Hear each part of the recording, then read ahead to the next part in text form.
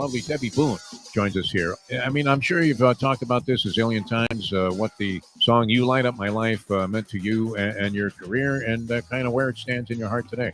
Well, when I first heard it, I knew it was a good song. I wasn't excited by it, but I just thought, if somebody wants me to go into a recording studio and sing Happy Birthday, I'll do it.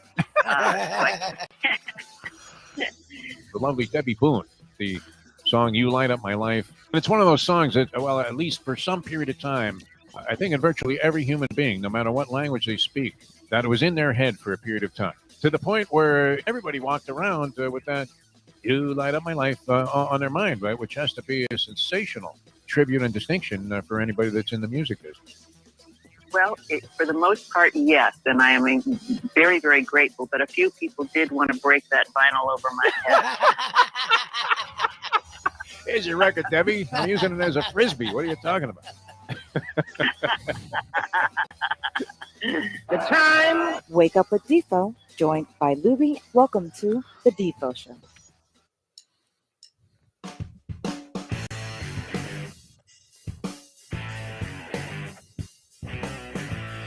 And a very good Monday morning, everybody. Great to be with you here on Channel, the Defo Show. We kick off another week of sports talk and all kinds of philosophical things and musings that we have here on the show. Jeff Deforrest, along with a very handsome-looking Mike Lubitz on a Peel Yourself Off the Mat Monday. How are you, Lubie? How was your weekend, my friend?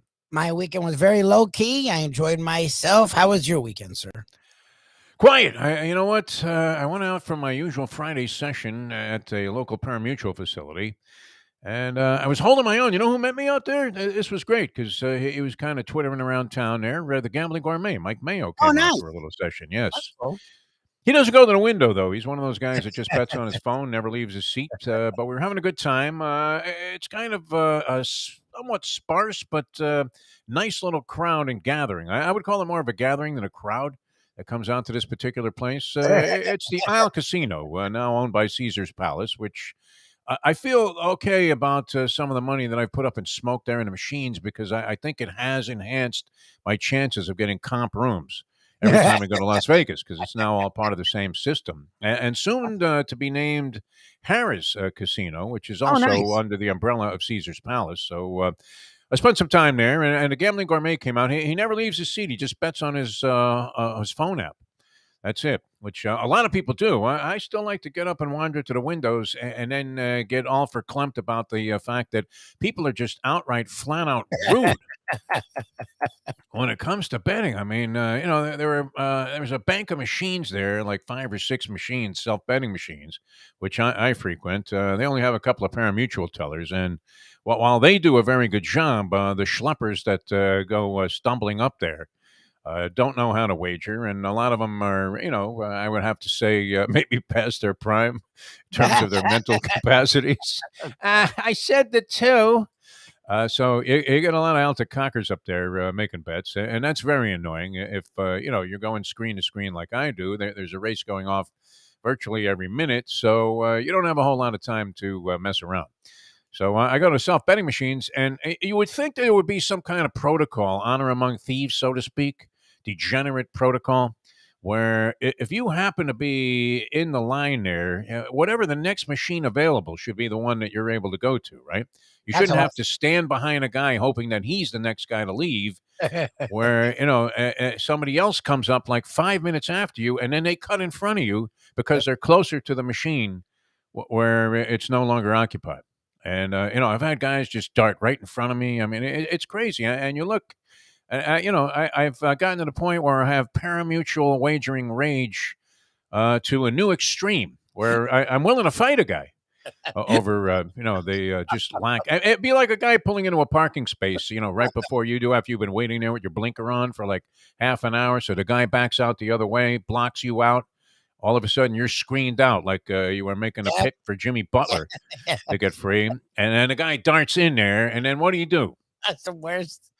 Flip the guy off. You start a fight. Jersey Kyle nearly got in a fight in a parking lot at the Funky Biscuit one time, right in front of his girlfriend at the time. I don't know if he was trying to look tough in front of her, but he was totally annoyed, with this guy. And he'll come to blows with somebody. He's a guy that's looking for a fight, Jersey Kyle. Believe it or not, as nice a guy as he is, he's one of those guys. Were you ever like that? Where you were just looking for a fight? Maybe you were like a juicer or something, and you're just looking to pick a fight with somebody. But yeah, I mean, I'm tempted to use wrestling moves on some of these guys. Just put them in a rear naked choke or something. But what are you going to do? So you get shut out on another loser, and then you're still pissed off at the guy, even though he saved you money by cutting in front of you in line. But anyway, I sort of held my own there. I was okay. Nice. I was stuck a couple of hundred. I came back. I hit something for the deuce, so I was even. And I was thinking, well, it was still a good session, close on a couple of things. I ended up losing a few bucks, and then I just resigned myself to going to the beach for the rest of the weekend, which it was a beautiful weekend. And, it's one of those things where you're saying, well, you just bought this place across the street from the beach. Why don't you go there once in a while? Isn't that weird how that happens, right? You buy a place somewhere or you're renting a place somewhere and you're thinking, wow, this is great, man. I'm going to do this every day because it's very convenient for me now. And then you never do it. Right? Never. Never, right? Never. You buy a bicycle, you never ride it. You buy some exercise equipment, you never exercise. You live near the beach, you never go to the beach. You just tell people, hey, you know what's great? I live near the beach. Exactly. And that's it. No, it's kind of a dream come true. I mean, if the Lord had dropped me into this spot and told me 50 years ago this was how maybe it was going to be the way that you go out that door, I would take it. I really would, Lubie. I love this kind of action here on the east side of town, so it's absolutely fantastic. So it kind of gives you built-in entertainment, because you can roll right over there. And I put on my own concert. I'm starting to become very self-conscious about whether or not me blasting music on my little cylindrical speaker is annoying to the other people there. Oh, that's nice. A couple of them get up and walk away. Everybody's giving you like dirty looks. And I'm thinking, hey, I'm Doc Reno, man. I may as well be a DJ here. I'm thinking I'm putting on a hell of a show for these guys. That somebody's going to come over and go, wow, that music is great. What the hell was that? But never happens. No. Like, does that thing play any louder? Like, look, lady, man, I'm sorry you're having a bad day, but I'm here partying by myself, and I'm having a good time. So it was good. And of course, what's that? People all over the place play their music. Yeah, I'm not sure, how much you can. I mean, how far away do you have to be to not be impacted by it? If a guy, I mean, it's not like you got one of those old boom boxes. Exactly. Yeah, but these things are pretty sharp. I'm amazed. I mean, remember you used to have to, get a really expensive pair of speakers. This was before your time, where you were picking out speakers, and they were like $300 a copy. Yeah, I remember. And and that was at a time where 300 was like today's 3,000. Yep. And now you go down to any electronics store, and for like $99, you've got yourself a thing that sounds just like the finest Bose speakers that you ever had back in the day. So you can even get like little Bose speakers or whatever, and take them out to the beach. So that's great. That's an advancement in technology that I'm glad came about. Made for a very relaxing weekend, and it's still like a time where you're literally like we're peeling ourselves off the mat on Monday. A lot of people are just peeling themselves off the mat from the football season. Still in, NFL and college football to a lesser degree, complete withdrawal, and haven't been able to refocus themselves on whatever sporting activity is going on. Our man Jim Sarney is very inspiring in that way. A former sports writer for the Sun Sentinel. Loves everything, man. And I love that. I really do. I'm a big sports fan. I'll watch virtually anything. I enjoy it. I mean, I don't know if I'm as deeply into it as he is. I tell you what I watched a lot of over the weekend was, and I wasn't a fan of these sort of things. It's good to go to stuff sometimes and kind of reacclimate yourself towards how wonderful certain events can be. And I do believe it enhances your viewing of events on TV. This happened to me with the Delray Beach tennis tournament. There was a guy named Cameron Norrie, who won that thing. Now, I didn't get to see him play. I only was there for one match that night. We did the meatballs and tennis balls with the Gambling Gourmet and the Red Meat Lovers Club. Evan Darnell, man, this guy has a lot of great tie-ins with food and sporting events. He did like a barbecue and boxing thing. It was like brisket and boxing. And then he had this tennis thing, which was really, really well run. I mean, it was a classy event. It was the kind of thing that you expect to find at maybe like a golf tournament or a tennis tournament, which it's kind of an elevated level of sophistication. Let's put it that way, Lubie. You've attended some of these events, Yes, I have. parties around golf tournaments and tennis tournaments, and it's just it's not like you're going out there and watching a bunch of guys play stickball. No. In the streets. Which, by the way, it brought up a thing. I had some musings from the Defo Llama that I posted on I Facebook. saw. One of which was, now, I mean, you talk about walk a mile in my shoes. And I'm one of those guys. I'm sure a lot of you old schoolers out there, speaking of Tony Segreto and old school, but are inclined to not change equipment very often. Now, people today have like 20 pairs of walking shoes. They have walking Yep. shoes, cross-training shoes, Yep. basketball shoes, tennis shoes, My whatever, buddy has casual 15 pairs of sneakers. I'm like, I have 2. Right, I have 2. Yeah, I do. And normally I would just have 1, but the Mustang insisted that I have a different pair of shoes to play tennis in than my normal walking around sneakers. Now, I would say this. I've been wearing New Balance sneakers for a long period of time. And New Balance, the New Balance sneakers that I have, everybody tells me the same thing, including, I tell you, Evan, don't mention my name, is a stickler for detail on this. He keeps telling me, those aren't walking shoes. They're not walking shoes. Because, I go for the walk of life every day. So I'm going my 4 miles every day regardless. And I would have to say I've probably had the same pair of New Balance sneakers that I've been walking in, and I have a separate pair for tennis. But the ones I've been walking in, I've had for well over a year. Nice. So think about this, Lubie. I mean, at 4 miles a day for 1 year, that's what? That's 1,200 miles plus another 260. It's a lot of miles. So 100 miles. You're walking halfway across the country in these shoes, and they were still intact until this weekend. So now here's the thing. I mean, and 2 things struck me about that. Number one, since COVID, I walk more miles per week than I drive, which is really weird. Because I still drive, but I don't drive to work anymore. I mean, I hop out of bed, flip on a couple of switches here, turn the lights on, go, hey, what time is it? And we're ready to roll here on Ion Channel, right? It's masterful technology that has allowed us to be able to do this sort of thing and have complete freedom and not have to drive to work, which is great. I'm sure you're a lot happier not driving to work every day.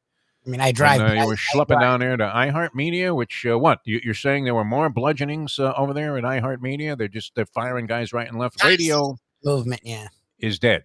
Is it not? It's just different. It's a weird mentality, and it's a very different thing. And I'm happy we're doing this and growing this. And I still drive every day, but I drive like 20 miles as opposed to 60. So I'm driving like a third of the miles, which is it's wonderful at the end of the week to not see 400 and see like 180. Like that's a big freaking difference compared to. Oh, no doubt about it. Yeah, I mean, if I'm walking 28 miles a week, I don't know that I drive 28 miles a week. Yeah, so that's weird. And then the other thing is now, if you had some kind of problem, like your shoes wore out or whatever, or they were about to, you would immediately, just pick up a phone, order a pair online for same day delivery, and probably have them by the time you actually needed them to do whatever activity it was that you were going to do in sneakers that night. But that wasn't the way back in the day. And I remember any number of times putting like electrical tape around a pair of Converse All-Stars just so you could go out and play some ball. Now that's really old school. And that's what I ended up doing. Really? Yeah, I mean, there was, a piece starting to get a little loose there on the bottom, and you're thinking, what is the last thing you want? Is to be like 2 miles away from your destination and have the bottom of your sneaker fall off. Now what do you do?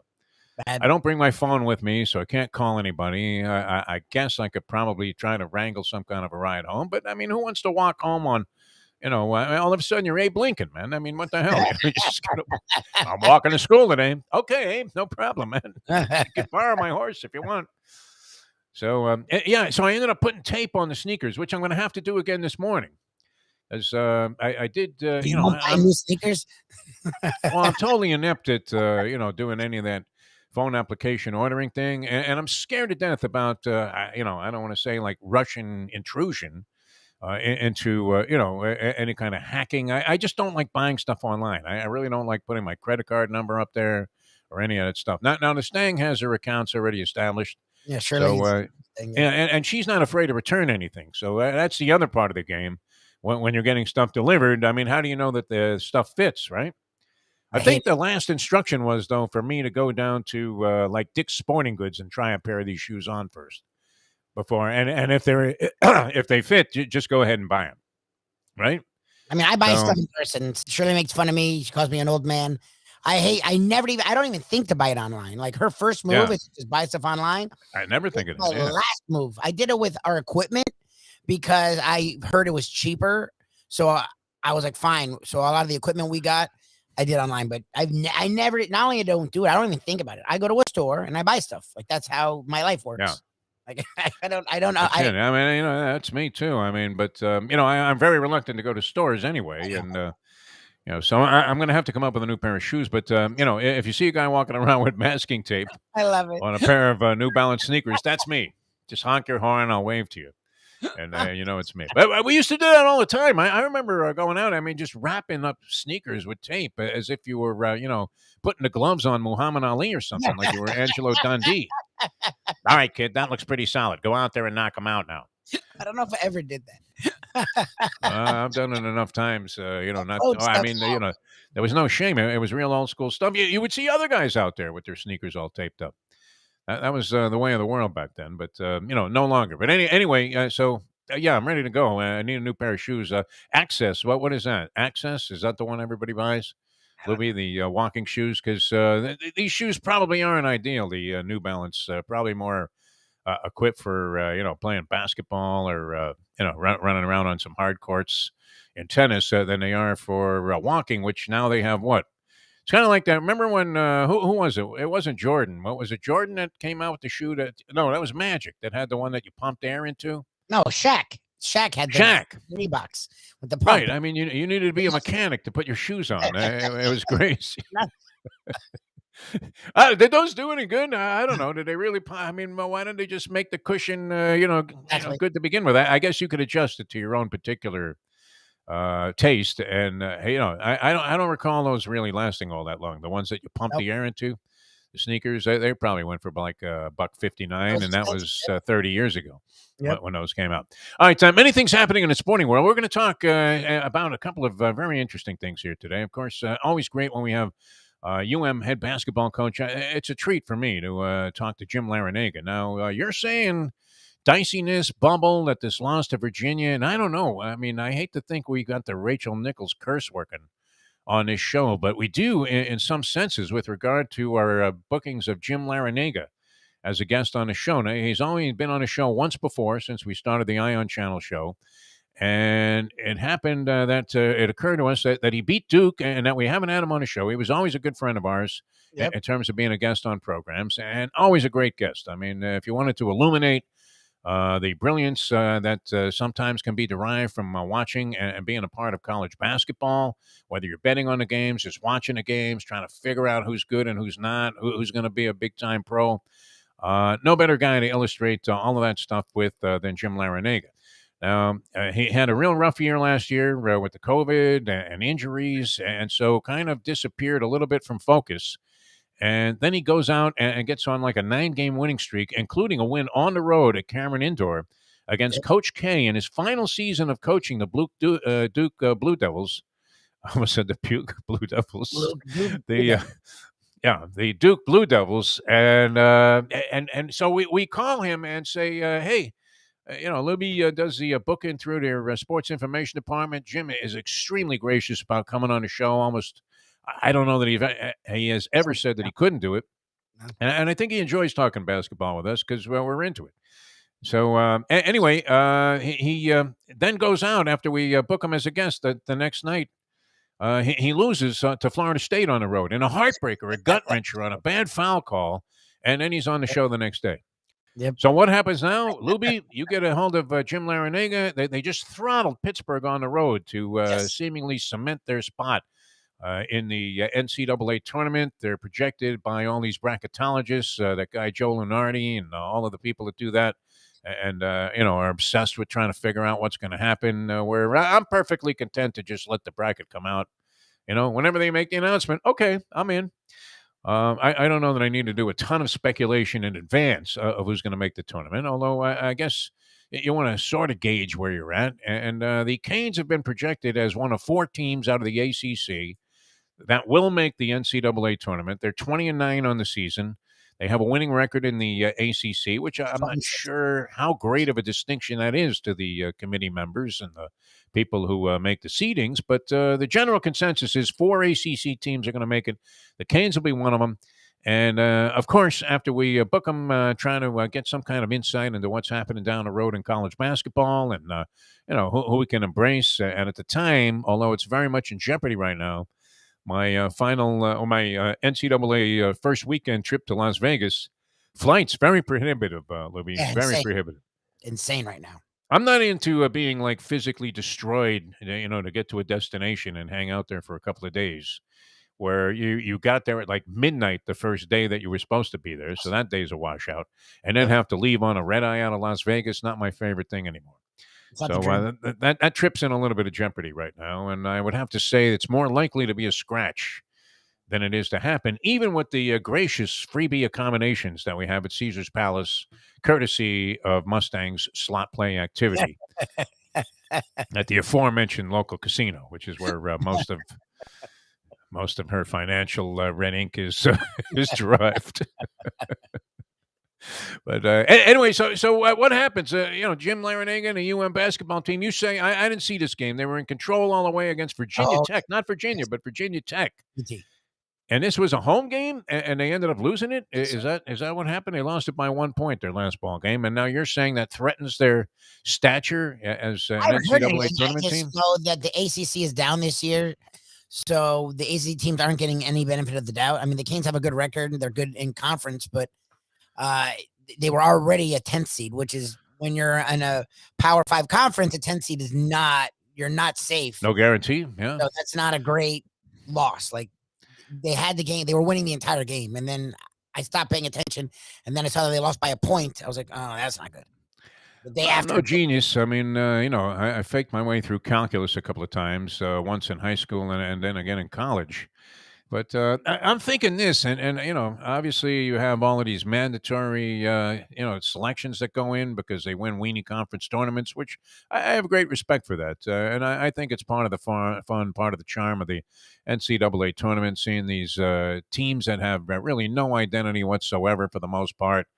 You sort of see the same teams pop up in that category. The teams that are winning the weenie conferences, they tend to be the same handful of teams every year. Gonzaga at one time was like one of those teams, wasn't it? They were, yes.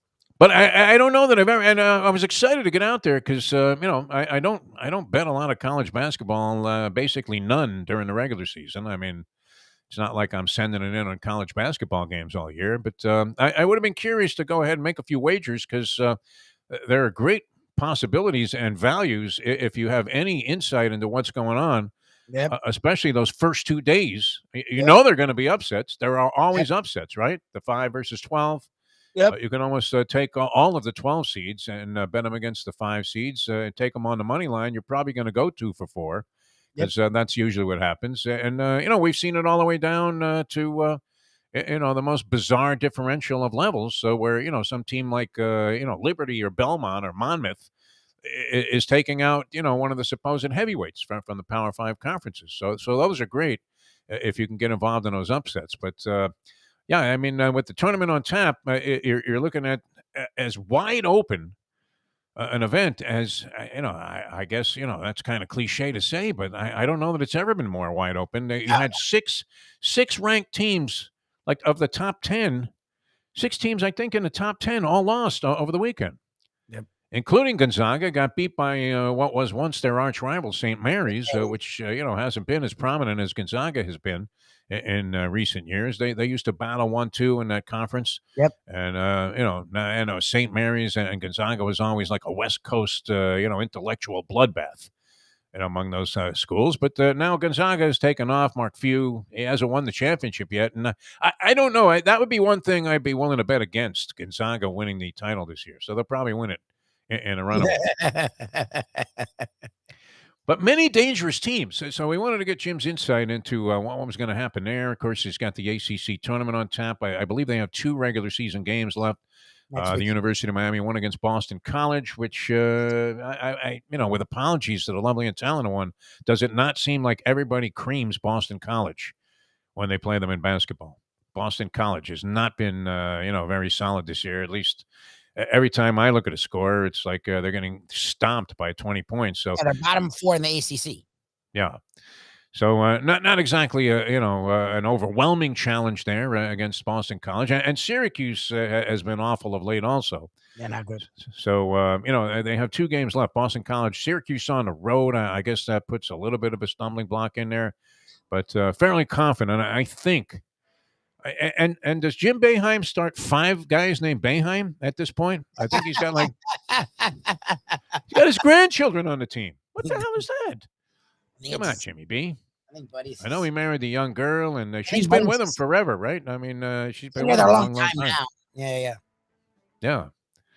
Not the most handsome of gentlemen, you would say, Jim Boeheim, but obviously very distinguished and well thought of by anybody in the Syracuse community. But was he teaching a class or something, and she was in it? I don't know what the hell happened there. Very young woman, that he married, a very attractive woman, and yet. How many kids did they have? I mean, and in what short span of time? I mean, you only have 4 years. Are there 3 Boeheims on that team? I see 2 right here. The Buddy Boeheim and then Jimmy Boeheim.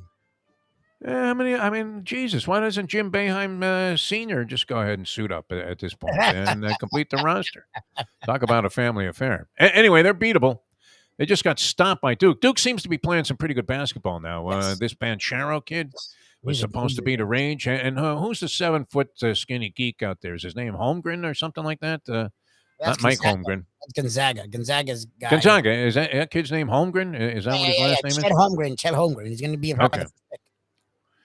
Yeah, and he's starting to come around a little bit too. I mean, his numbers are not, enormous or overwhelming, but nonetheless, I think he's starting to really round into form there as a college basketball player. And I guess Banchero and Holmgren were projected to be 1-2 NBA draft picks coming up in this very next NBA draft. Speaking of drafts, too, we'll talk some football later on with John Ncaa. John's going to join us again. Now, he's with us on Friday, so you're saying Ncaa? Yeah, I mean, it's always great having John on the show, brought to you by Jimmy Johnson's Big Chill, and a lot of things going on. In professional football, you have the I don't know how much to read into combine information. People get obsessed with it, especially in this age of sabermetrics, and everybody's trying to find mathematical equations to decide whether a guy is good or not. Why not just watch the guy play? That's always been my theory. Shocker. Yeah, watch the guy play. Can he do anything? If he can, good. If he can, I don't care. So what? If statistically he can jump higher than any man in the history of the human race. He's not doing it there. Exactly. Right. Is he doing it in games? What is he doing when, the money's on the table, so to speak? Or as the great Tony Segreto would say, can he live in the moment? Which we're living in a moment right now. A moment before, we're going to talk to Jim Laranega here on the show. Very excited about that. Great to be with you here on this Peel Yourself Ultimate Monday. Starting another week here, and tomorrow we start another month. Yes, sir. Of action here on Ion Channel. The numbers are growing, by the way. A lot of people catching us on the 5 Reasons Sports Network feed that we're doing. Lubie's been sending that out, and you're saying what? Several thousand people starting to latch on that weren't there before. So that's nice to see because, you don't want to do this for your health. That's for sure. Well, it'd be for the health, but you need people to find you so that you can have health.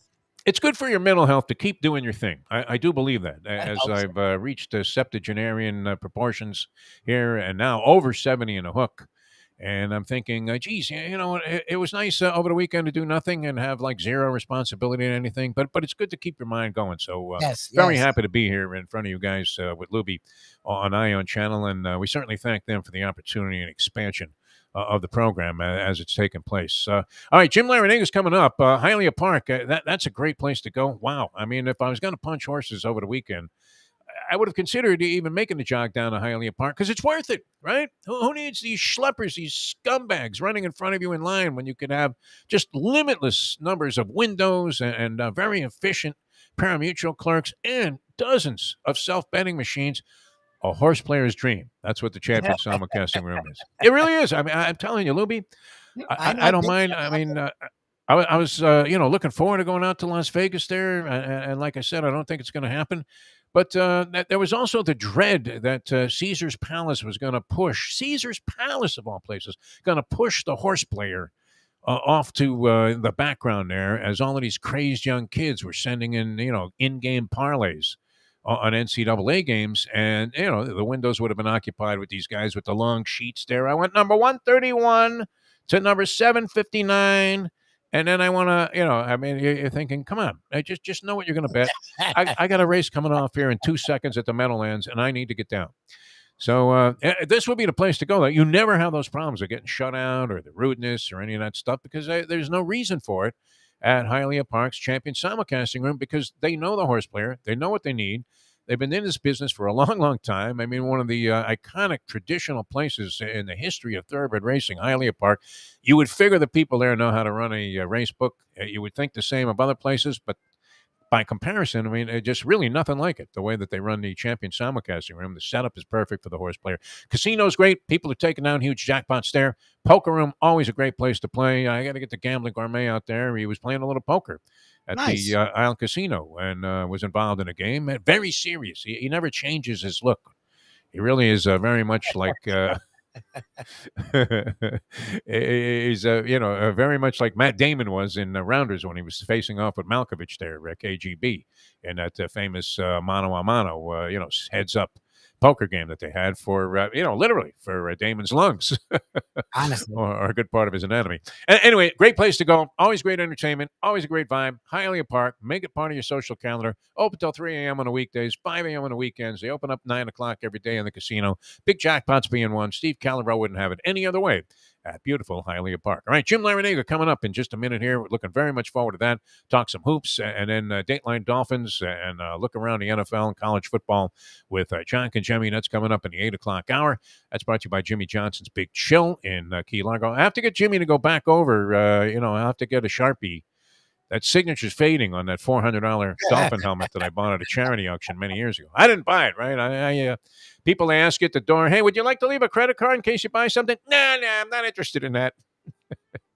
No, and I don't mind making a contribution to any charity, but, 4 sticks for a Dolphin helmet, and now the signature's fading, so I'll have to get Jimmy to sort of go over it with a Sharpie. Bring a black Sharpie when we go down there. All right, back with more in a moment. Jim Laranega, head basketball coach. Looking forward to that in just a couple of minutes here on the Defo Show as we return in a moment. Now that. 7:31. Tony Segreto here. Let me ask you a question. What do you look for when you go out to eat? Good food, obviously, friendly atmosphere, not too loud, but good energy, reasonable prices, and a place where you feel comfortable. You're talking about the Texas Roadhouse. Good for a family, good for a date, or just a night out for yourself, and prices that will make you extremely happy. Their ribs unmatched. Steaks hand-cut every day. Everything, and I mean everything, is made on site, including their incredible bread. Trust me when I tell you, Texas Roadhouse, your restaurant, your destination when you say, where should we go and eat tonight? From the newly renovated sports bar to the beautiful bayside views captured at the Tiki Bar, Jimmy Johnson's Big Chill has it all. Located at mile marker 104, the Big Chill also offers waterfront dining while experiencing breathtaking sunset views of the Florida Keys. It's simply the hottest spot in the Keys to cool off. That's Jimmy Johnson's Big Chill at mile marker 104 in Key Largo. For more information, call today at 305-453-9066. Any time of year, things can happen to your home or business, and the insurance company can be your friend, but they also can be your enemy. Horizon Public Adjusters, Justina Testa, are here for you to help this process go so much easier. 7 to 10 times more money recovered with a public adjuster than if you went on your own. If there's no recovery, there's no fee. Before you call your insurance company, call Horizon Public Adjusters and Justina Testa at 954-809-8752. Jim Laranega, we love you, Jim Laranega. Coach Laranega, won't you do us a favor? Bring us a winner, one stinking winner. Deliver a winner in this town filled with losers. Buenos dias. The cafecito is piping hot. Why not enjoy it with Defo and Lubie? It's now time for the Defo Show.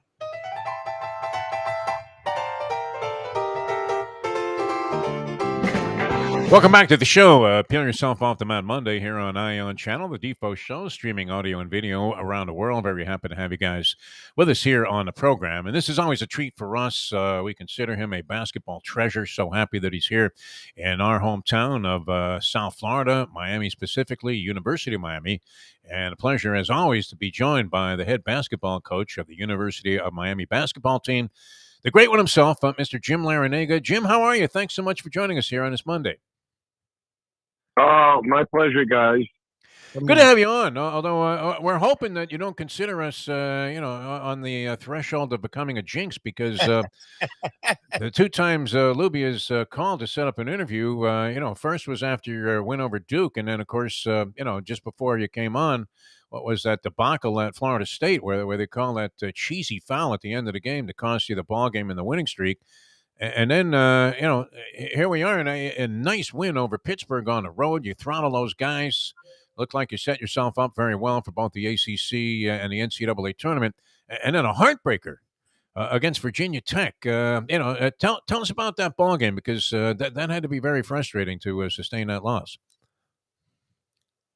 Well, it was frustrating because both teams had played so well. And if you remember, when we went to Blacksburg, Virginia to play Virginia Tech at their place, Charlie Moore made a half-court shot to win the game.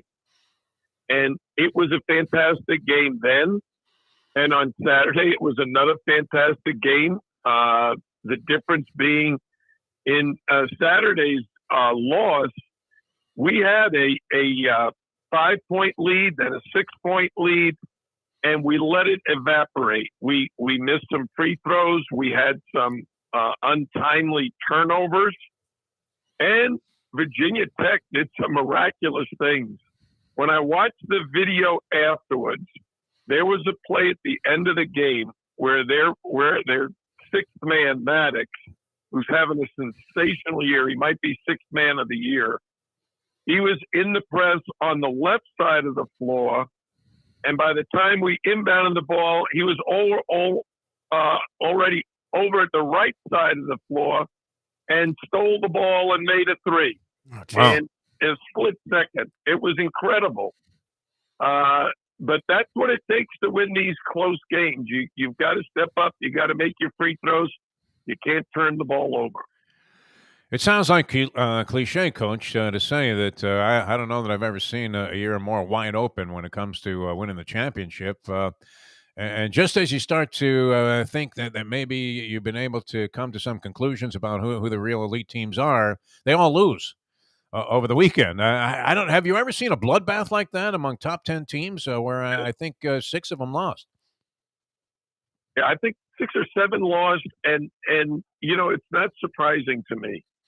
I think in today's college game, there's so much uncertainty because of transfers. We've always had high school kids come in and have to make the adjustment. The freshmen would hit the wall in February and, they drop off a good bit and it'd be the upperclassmen that lead you to the finish line. But now with transfer students, too much is unpredictable. There are teams that don't play well early because the transfers are not fitting in quite so well. And then by the end of the year, when you've developed good chemistry, you have a chance to really play well and win. In our case, we have 2 transfers. Both are in our starting lineup. Charlie Moore's had a fantastic senior year. Jordan Miller, as a transfer from George Mason, has had a terrific season. And they fit in beautifully and helped us get off to a 5-0 start in the ACC regular season. But as I've said, the regular season is not a sprint. It's a marathon. And during the way in a marathon, there's some fatigue that sets in, and people are constantly changing who's out in front, who's leading the pack. And right now we've come to the end of the marathon. This is the last 2 miles. We have Boston College on Wednesday, Syracuse on Saturday afternoon, and then it's the ACC tournament. How vital, Coach, are these 2 final regular season games? Obviously, the loss doesn't help. You already have 20 wins. most people that do this, kind of speculation, they have you going to the NCAA tournament as one of 4 teams out of the ACC, which was supposedly considered to be down. What's your approach on these last 2 regular season games, and how easy is it to keep your team focused on the relative importance of these games when talk starts to surface? I'm sounding like Nick Saban here. That no, they're definitely going to the tournament. They look like they're in. So how do you approach this from a mental standpoint in terms of communicating to your players the meaning of these games? Well, these games are hugely important because of how the selection committee makes its choices, and they're going to look at your body of work, and you want to impress them. If we had beaten Virginia Tech on Saturday, that would have been a huge step in the right direction for us. But winning on the road is the single most difficult thing to do in college basketball.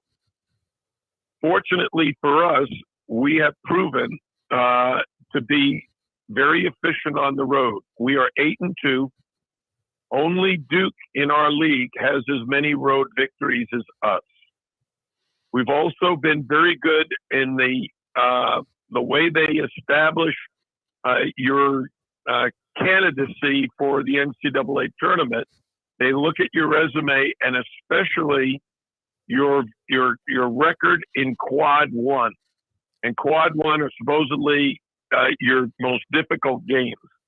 And right now we're 4-1 in Quad 1. Again, only Duke has more Quad 1 wins. They have 5. So we feel pretty good about that. But, they also talk about bad losses. And we have a few of those, but almost everybody in the country has a few of those. So hopefully this will be a good week for the Hurricanes. And hopefully we'll go into the ACC tournament feeling good and playing well. And most importantly, being healthy. We've got to stay healthy. This has been a very healthy year for us. We've only had one of our starters out. Sam Wardenberg missed 2 games with COVID over the Christmas break, but we were able to win those 2 games. So we've stayed healthy throughout this regular season, and hopefully it'll continue into March. We're talking to the one and only Coach Jim Laranega, men's head basketball coach. Miami heads to Boston College this Wednesday as they sit there 4th in the ACC right now, tabbed to go to the NCAA tournament. Coach Defo touched on it there. It's interesting. It's rare for me to hear this about the ACC, no matter how much parity is in college basketball and college football. ACC always seems to be top 2 or 3. This year is supposedly a down year. But as you look up and down the conference, you still see every single night teams like Duke or the upper echelon struggling. What do you say to those people that say this is a quote unquote down year for the ACC? Well, I just think that there is so much parity in college basketball now. And, Duke probably has what the NBA scouts would consider the best talent. Yeah. They have 5 starters who are projected to be first-round draft choices. Jesus. Can you imagine all 5 of your starters projected to be first-round draft picks? So they're extremely talented, but they're young. Some teams, like Wake Forest, has 5 transfer students. Yeah. 5. While the Duke Blue Devils have 5 first-round draft choices, Steve Forbes drafted 5 transfers. Wow. And that's what makes college basketball so complicated. What Steve has done at Wake Forest is he's brought in older guys, transfers. They got a guy from Oklahoma or a guy from Indiana State. They got guys from all over the Midwest coming to Wake Forest, and it's helped them win over 20 games this season. And when you have that, there's a lot of unpredictability. And one of the things, and I'll use Virginia as the example, did you see how they lost over the weekend to Florida State? Yeah, that was a heartbreaker. Oof. God. 1 second left. Yeah. Florida State's got to go the length of the court. Yep. They throw a baseball pass or a football touchdown pass to a guy 30 feet from the basket. Yep. Matt Cleveland catches it in midair, hits the ground, and launches an off-balance prayer, and it's answered. They made it. Yep. It switches, and Florida State beats Virginia at Virginia, which is a huge upset considering that Florida State had struggled so mightily since three of their top players went out with injury. So the unpredictability of the game of college basketball has been probably more true in the ACC than any other league. And you're going to see that. I hope that we can play well this last week. I hope that we do well in the ACC tournament. We'd love to win the ACC tournament and go in as an automatic qualifier. But I know that every coach and every team is thinking the same thing. Yeah. Once you get into the tournament, your regular season record is over with. Everybody starts out 0-0, and you just have to play great that first week in March. The great Jim Laranega, head basketball coach, with us here on Ion Channel, the Defo Show. Jeff Deforrest, Mike Lubitz. I couldn't help but think a couple of things popped up when you were talking about that circus ending to the Virginia-Florida State game. And I'm sure, we've seen it. You've incurred your share of losses in this fashion. What stays with you longer, Coach? The thrilling victories or the so-called agony of defeat type of losses like that where, it just seemed impossible to find a way to end up in a loss column in a game. What stays with you? And do you have the SID remove the sharp objects from the locker room in situations like that before you go in there? Because you're pretty calm, Jim. I mean, you seem to handle everything with the same, Pat Riley type of ease. Well, the wins are very enjoyable and very satisfying for the moment. Yeah. By the time I leave the locker room after the game, my mind has shifted to the next opponent. You don't really celebrate for very long. You can't let the win linger and live in the past. You got to immediately start preparing for the next one. The loss is a lot more difficult to shake. And the day after a loss, which was yesterday for me, Sunday, was miserable. Wow. Because I'm replaying the entire game. What could we have done to change the outcome? How did we lose the lead at the end? And I agonize over that for the next 24 hours. Wow. But today, we get ready for Boston College. Boston College is playing its best basketball of the season. Unlike us, they're big. They start 6'10", 7 foot. Oh, wow. We're not nearly as big as Boston College. They're very athletic on the perimeter. And they've won 2 of their last 3 games and have played very well. They beat Florida State the last week. So we know they're very, very capable. It's going to be senior day for them. So we know their players will be ready to go. And my team, our Hurricanes team, has been very focused and doing a good job. These games, almost every one of them comes down to the last minute of play. The last minute, it's very unusual that with a minute to go, the game is not still in doubt. And we had a great road victory at Pittsburgh. We were up 20 at the half. We were up 30 with 5 minutes to play. That is highly, highly unusual. That doesn't happen but maybe once or twice in a season. Interesting. And, most of these ACC games come down to the last minute. It's interesting because, I touched on something. People that play at these levels, high-level college basketball or pro ball especially, known to be so extremely competitive. We've seen this, with guys like Tiger Woods, guys that are super successful. Now, is agonizing, all of them say the same thing. They hate to lose more than they love to win. Yep. And you sort of expressed that. I mean, where you're already thinking about the travel arrangements and schemes for the next game after a big victory, and then this cost you a day of your life agonizing over this loss. Do you think that that's a key component in being a top-notch competitor? Right? That sort of theory that hating to lose is more important than loving to win? Well, I do. I think competitors, they I guess you almost always just think we're going to win.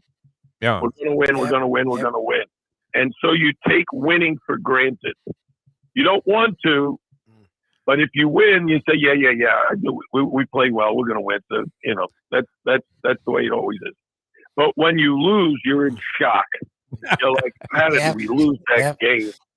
And then you reevaluate. What did we do wrong? How could we do better? And how can we improve? And what's going to be the state of mind of my players the next day, the next practice, the next game? How do we help them put this loss behind us and get ready to play well the next time out? It's kind of interesting, too. I mean, is a Cinderella story brewing here with Coach K? Because it seems to me, and you own Duke, which is great, Coach Laranega, and we thank you so much for that, because there's nothing more enjoyable than seeing the Blue Devils lose at home to a Hurricane basketball team coached by Jim Laranega, and it happened this year already. But it does seem like whatever vulnerability they had early in the year, they seem to have solved. You mentioned the star power they have, but is Duke possibly playing some of the best basketball in the country right now? Oh, I definitely think they are. I think, again, freshmen early in the season, they got themselves off to a great start. They were ranked number 1 in the country at one point. They were ranked number 2 in the country when we played them in Durham and were able to beat them. Florida State turned around and beat them when Florida State was at full strength. But that's at a time kind of early in the regular season where the freshmen are maybe learning their roles. A.J. Griffin at that time was not healthy and was just coming back for the first time. So he was not in great shape and hadn't figured out whether he was going to be a sub or a starter or a double-figure scorer or, just a guy who, rested one of the starters. So you have things that occur during the season that lend itself towards you're either getting better or you're getting worse. There is no standing still. And in Duke's case, they are continuing to get better. I think a lot of ACC teams are like that. I think we've improved dramatically during the course of this season. We lost 3 games in November that really helped shape our season because those losses let me and my coaching staff know, hey, these are the areas we've got to address if we're going to succeed. And then we went undefeated in the month of December and only lost 2 games in January. So the competition is always tough, and you've got to keep working and getting better and better day after day, game after game. All right. We appreciate your time as always, Coach, but we do have to run 2 quick things by if you don't mind. The first, will you be using any of the video from the NBA All-Star game in any of your defensive classroom sessions? And does that even represent token pressure from the old days in the parks in the Bronx? We're trying to get our guys to defend like the guys who guarded Steph Curry.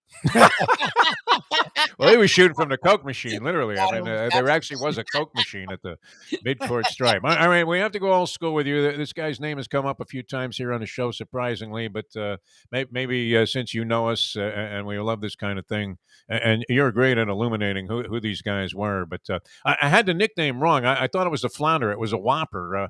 What do you remember of Billy Pulse, who's a very popular player with many of our older fans out there? Billy Pulse, the whopper. Okay, so I knew you would have a story. That's fantastic. Yes. Wait, let him go. I'm ready now. He took a deep breath. He's ready. Yeah. All right. So Billy Paul, the Whopper, played at St. John's University. My generation, I played at Providence. John Warren and Carmine Calzanetti and Carmine Calzanetti, there's one. Joe Dupre. So Carmine Calzanetti, Joe Dupre, John Warren, Ralph Abraham, and Billy Pauls was St. John's' starting lineup against my Providence College team. And in the previous games, I had 30, 26, and 25 going into St. John. Nice. And Lou Conaseca was the coach. And as soon as I crossed midcourt, they double teamed me. And I didn't get many shots. It was my first college game not scoring in double figures. I had 8 points. Wow. And Billy Pauls was unstoppable. He was 6'11". I don't know what he weighed, 260, 250. He was big, yeah. He looked like Lambeer, yeah. And he had a beautiful shooting touch. He had a beautiful jump shot. He could go to the top of the key and make what now would be considered 3-point shots. Back then, they were just twos. And St. John's beat us pretty good that day. I was a sophomore.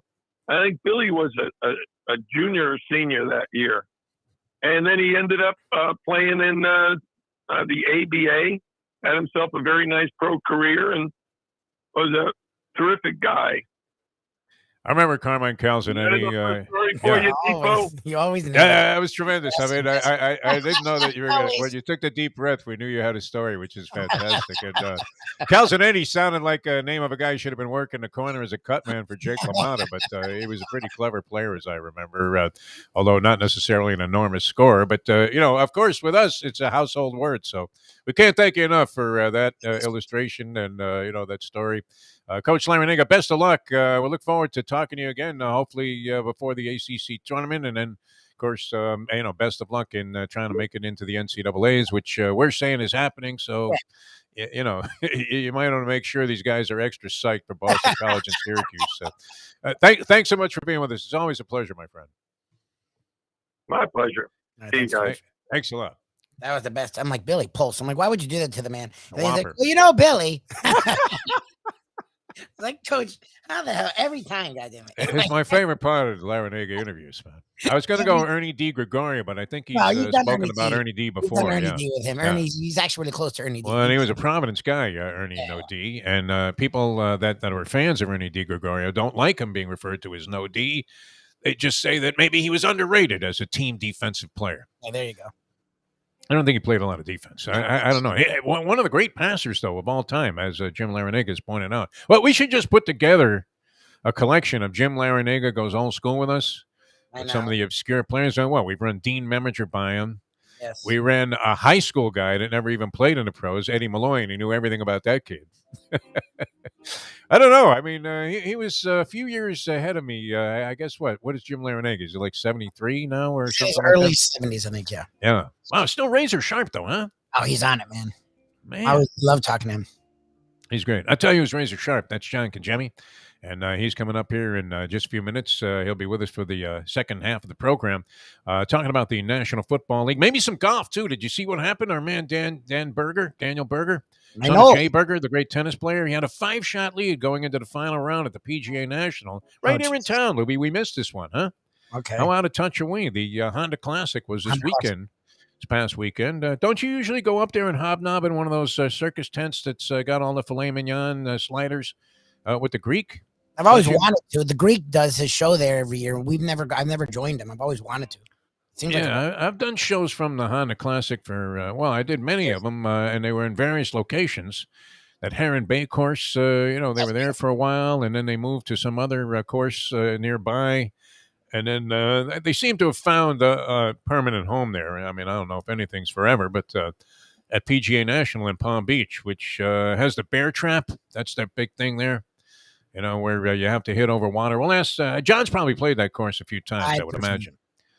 Out there hobnobbing with various, celebrities and high-level sponsors. But it's good to be a scratch golfer if you're going to do business, isn't it?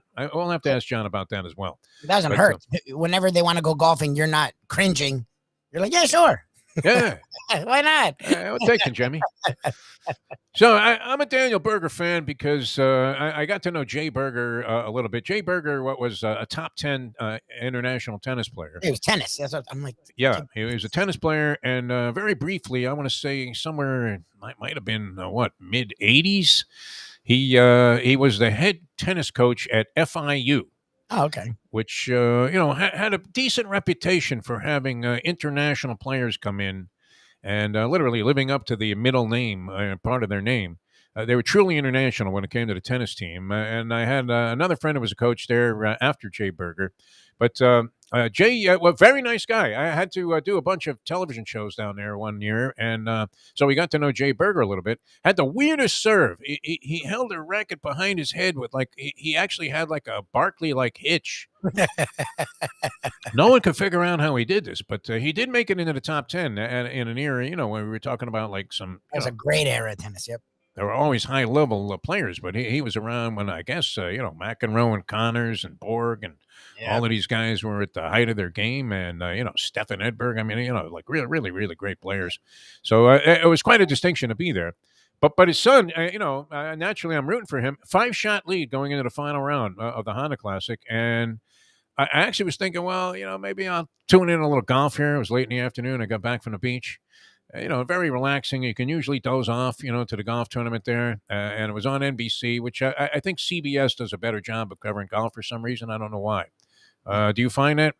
Yeah, Nance. I mean, I like Nance. I mean, it is what it is. Nance is good with. He has a perfect voice for golf and a perfect disposition for it. Dan Hicksey does a great job. He's fine. He's good. Yeah, a good announcer, quality announcer. You can't knock the guy. And Paul Azinger is the color commentator. I think he's great.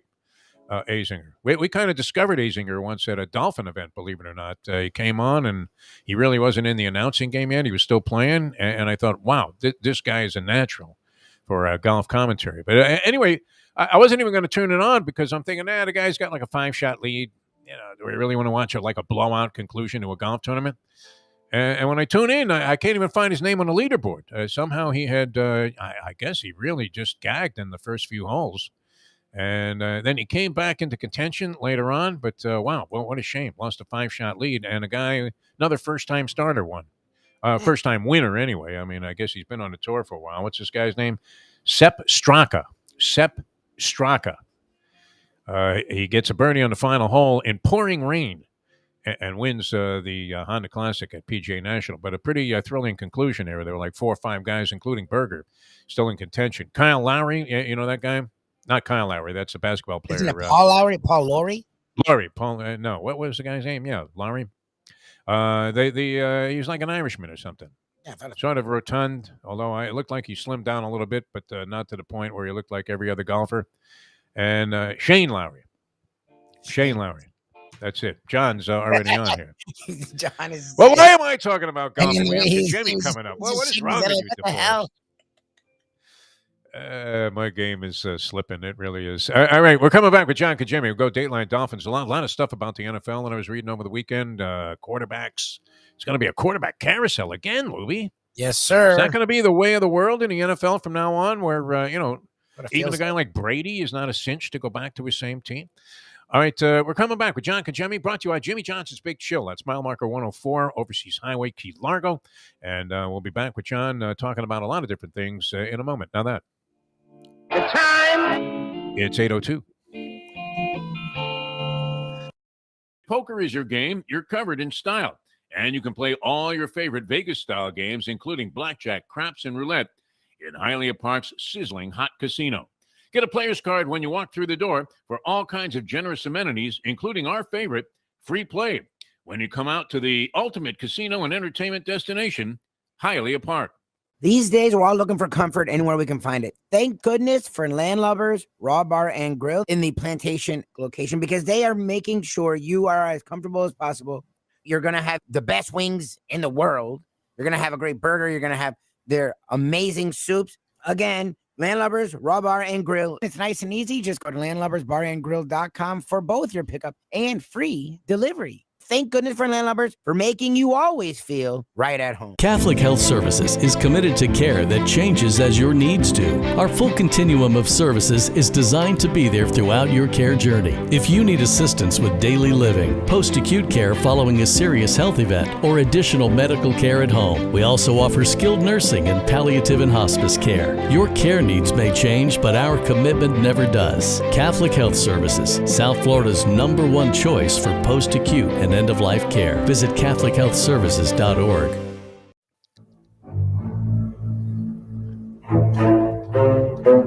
He followed in the footsteps of the great Dan Marino and brought Pittsburgh to heights not seen since the great Tony Dorsett ran the ball to Panthers' glory. He made the CFL fans forget about Flutie and Theismann and Warren Moon. As a football analyst, he's been compared with D-Row and Madden. And even more importantly, he survived the Joe Philbin era as a member of the broadcast team, the Finsiders. We welcome to the program the great John Congemi. Made a dynamite debut, as alluded to in the opening there, and came right back with a strong follow-up. And every Monday, 9 o'clock, we go Dateline Dolphins with John Congemi. Jonathan, how are you, my friend? I am doing terrific, Defo. I think the most impressive thing about that open was me surviving the Philbin era. I thought that was cool. The only way to get your morning started is with Defo, joined by Lubie, right here on the Defo Show.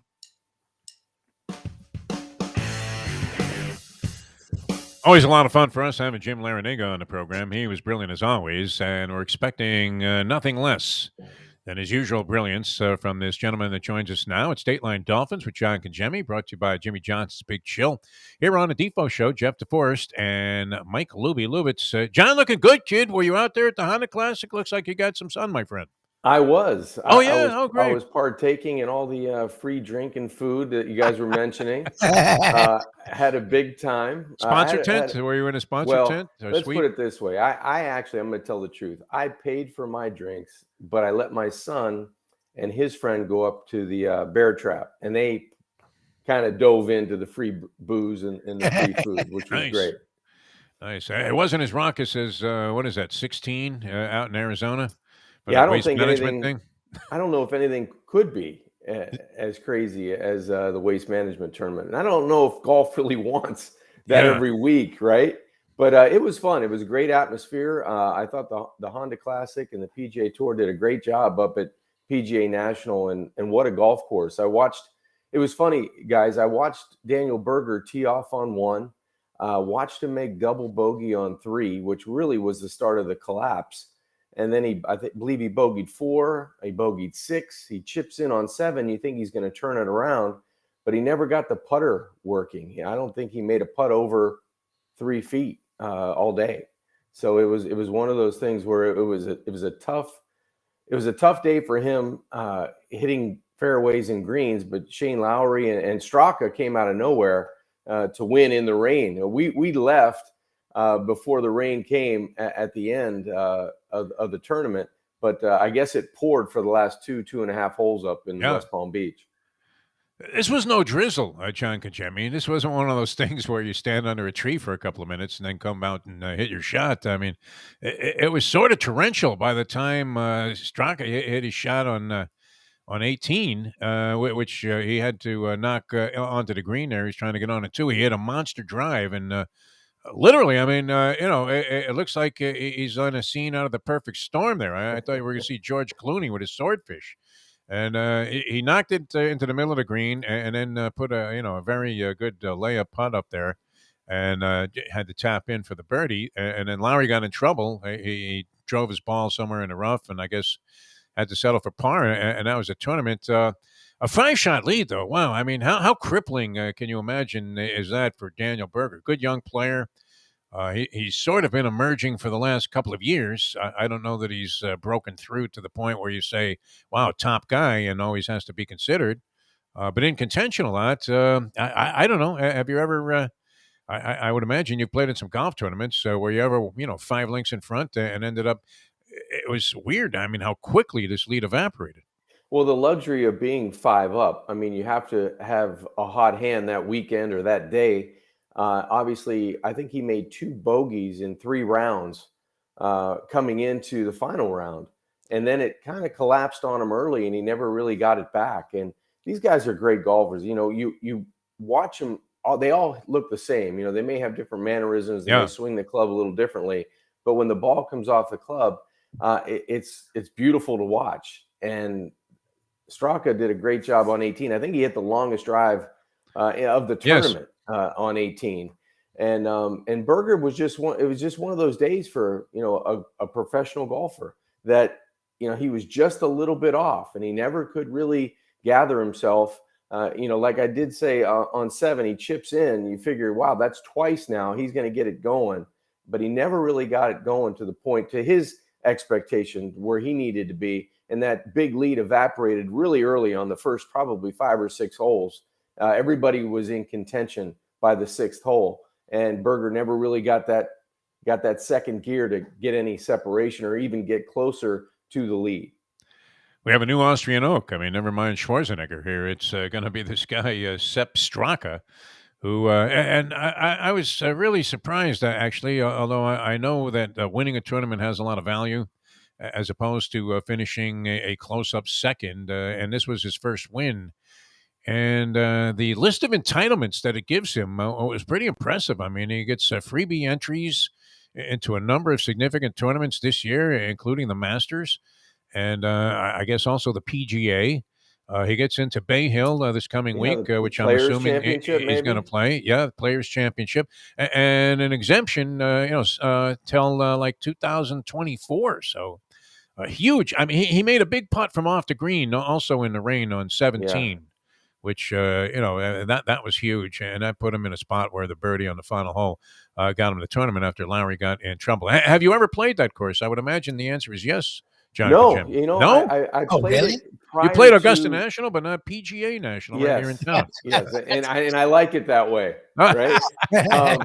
But absolutely, guys, I wish I could play it. I never have played it. I played it way back when, before Jack Nicklaus redid the Bear Trap and did all that stuff, and it was always a good golf course. But now it looks like trouble is lurking on every hole. I mean, Roger Mulvey could take a sidestep to the right and step in the water. Yeah, which some people were rooting for, I think. No, he's good. I like that guy. Well, if the 49ers Super Bowl ring goes down one way, he I guess he was friends with Eddie DeBartolo. I remember being with him years ago, and he wears that Super Bowl ring all the time. But yeah, you're right. Every hole seems like the fairways are tight. There's either water trouble or out of bounds on one side of the fairway, and when the wind starts kicking up there, you have to be a low handicap player to enjoy it, I would think, unless you're playing all the way up and really don't care about your score and go out and have a good time. But that place will beat you up. Yeah, I'm the type too. When I go to a golf tournament, I like to watch maybe about an hour's worth of activity on the driving range when these guys are getting ready. Because that's phenomenal. I mean, to witness where every shot is just perfectly struck, cleanly hit. And, I told the story a few times about I was watching Seve Ballesteros at Doral one day warming up. And I guess he was with some manufacturing rep who was having him try a bunch of different drivers, right? So Seve, who had, I guess, a bit of that hot Spanish temper, hits a drive, whoosh, perfect, a little bit of draw on it, goes about 300 yards, and then rolls another 25 off to the left there. Takes another shot, whoosh, right down the middle, stripes it straight as an arrow, goes about 325, and then stops, and you're thinking, my God, he's just creamed 2 of the biggest drives I've ever seen. Next, hits one out to the right, it fades a little bit, and, in a perfect spot once again. And you're thinking, wow, I mean, how could anybody hit the ball that well? And with that third shot, he takes the driver, snaps it over his knee, and fires the club in disgust at the marketing rep and starts cursing in Spanish. And I'm thinking, how could anybody be dissatisfied with those 3 shots? So those are 3 shots you wish you could hit, in the span of a lifetime. Watching those guys on the range is something. We got there late yesterday, but we did get a couple of guys as we were walking in that were already done with their round. They probably finished still playing.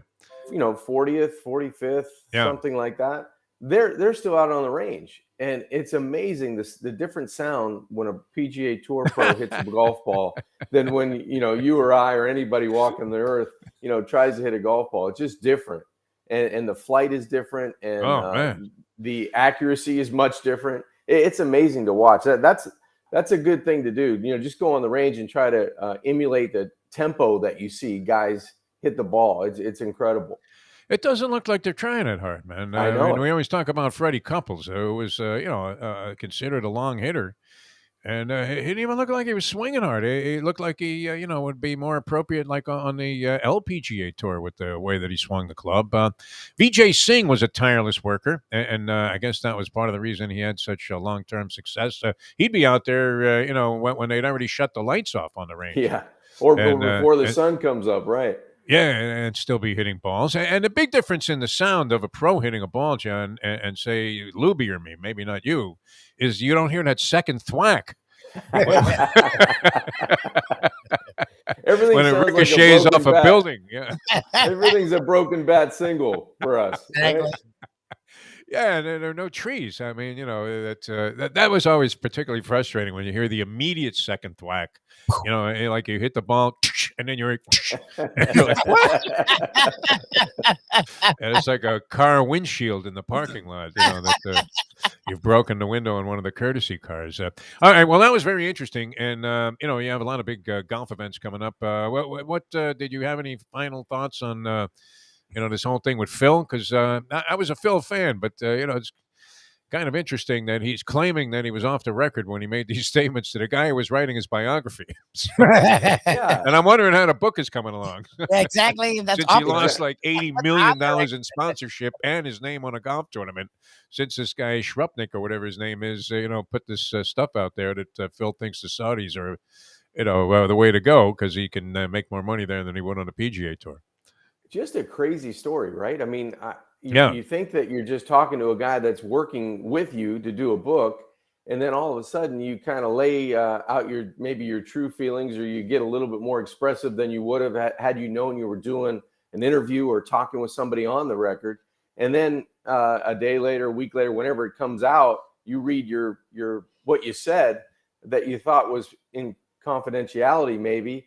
And all of a sudden, $40 million, $80 million, $120 million is dropping off trees and not going back in your pocket. It's going out of your pocket, really. It was incredible. And I don't know. I don't know where this is heading with this new tour and the PGA guys kind of standing firm and sticking with the PGA Tour. I don't know, but that was bizarre. I thought that was one of the most bizarre things I'd ever witnessed when I was reading about it and what Phil said and thinking that wasn't somehow going to come out is a little bit, which makes it even more bizarre of a story. Yeah, when he's sincerely looking into the camera there, as if he was Tom Selleck selling reverse mortgages, telling you that his elbow feels a lot better because he's taking these pills. You can't help but think this is a guy who's on the razor's edge of life. In a lot of ways, with heavy duty gambling, he had the insider trading thing, and he was still that's when you're good, when you've been accused of insider trading, and you're representing a money marketing firm that's out there trying to invest money for people. All right, let's turn our attention to first the National Football League. John Kajemi, and we do have, I guess, what is it next week? This week? The combine begins. One of the things that I was reading about over the weekend, and it's obviously going to be a hot topic all during the offseason, is the so-called quarterback carousel that's going to take place. And we see this more commonly now, where teams are willing to part from guys that they normally would have stuck with for a longer period of time. Even veteran guys, all of a sudden, teams are just ready to move on.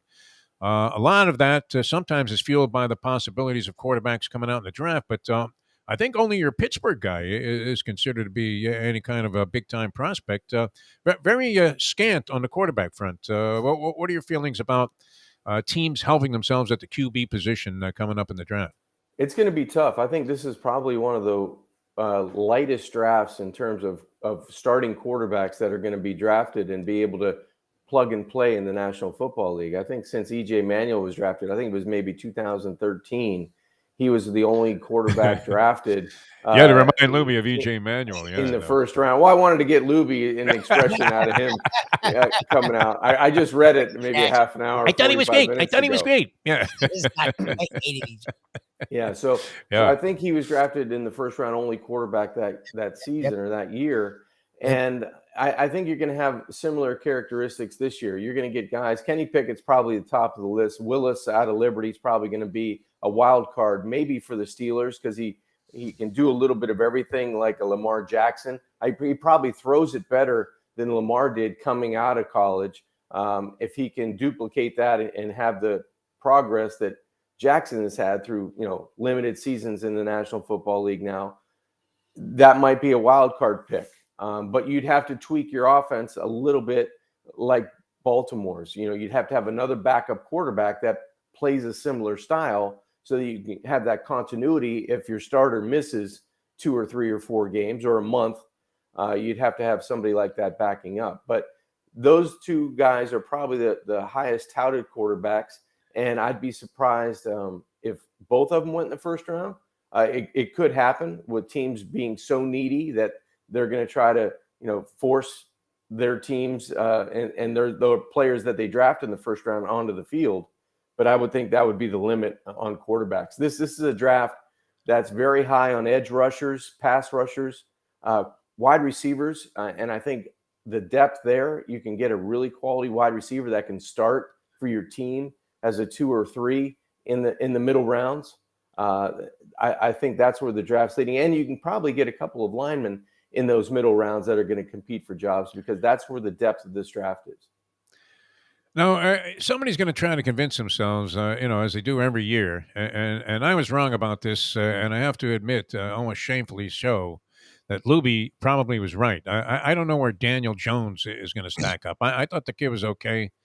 And maybe a decent pick by the Giants. They obviously thought he was all right in the beginning. He's shown a couple of flashes, but not enough to convince you that he's going to be there. So our team's going to, and they took him, number 6 overall, which, I'm not really a big believer in the reach. I think if you get somebody that you really believe is going to be a star in the league, and wherever you take them, you take them. But and teams, kind of get cute in the draft and lose out on guys that turn out to be Hall of Famers. What we all know about all of the mistakes. But is somebody going to convince themselves in an unfortunate fashion that this Pickett is going to be a guy that's going to turn a franchise around? Or in your opinion, as a Pittsburgh guy, is he the real deal?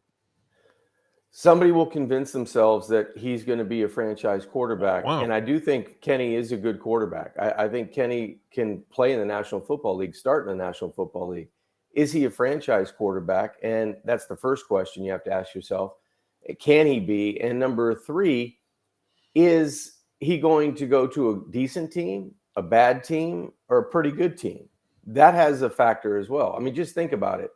If Dan Marino doesn't go late in the 20s in 1983 or 82 draft, and he goes to a very bad football team like John Elway, how does the scenario turn around early in the career? Or, Peyton Manning going to a bad team, or, just up the road with Trevor Lawrence going to a bad team. You can go through the history of the National Football League draft, and guys find a way to turn it around. But most times it's, Andrew Luck. Does he get lucky going to the Colts when he went to the Colts because it was a pretty good team? Or does, you look at different scenarios.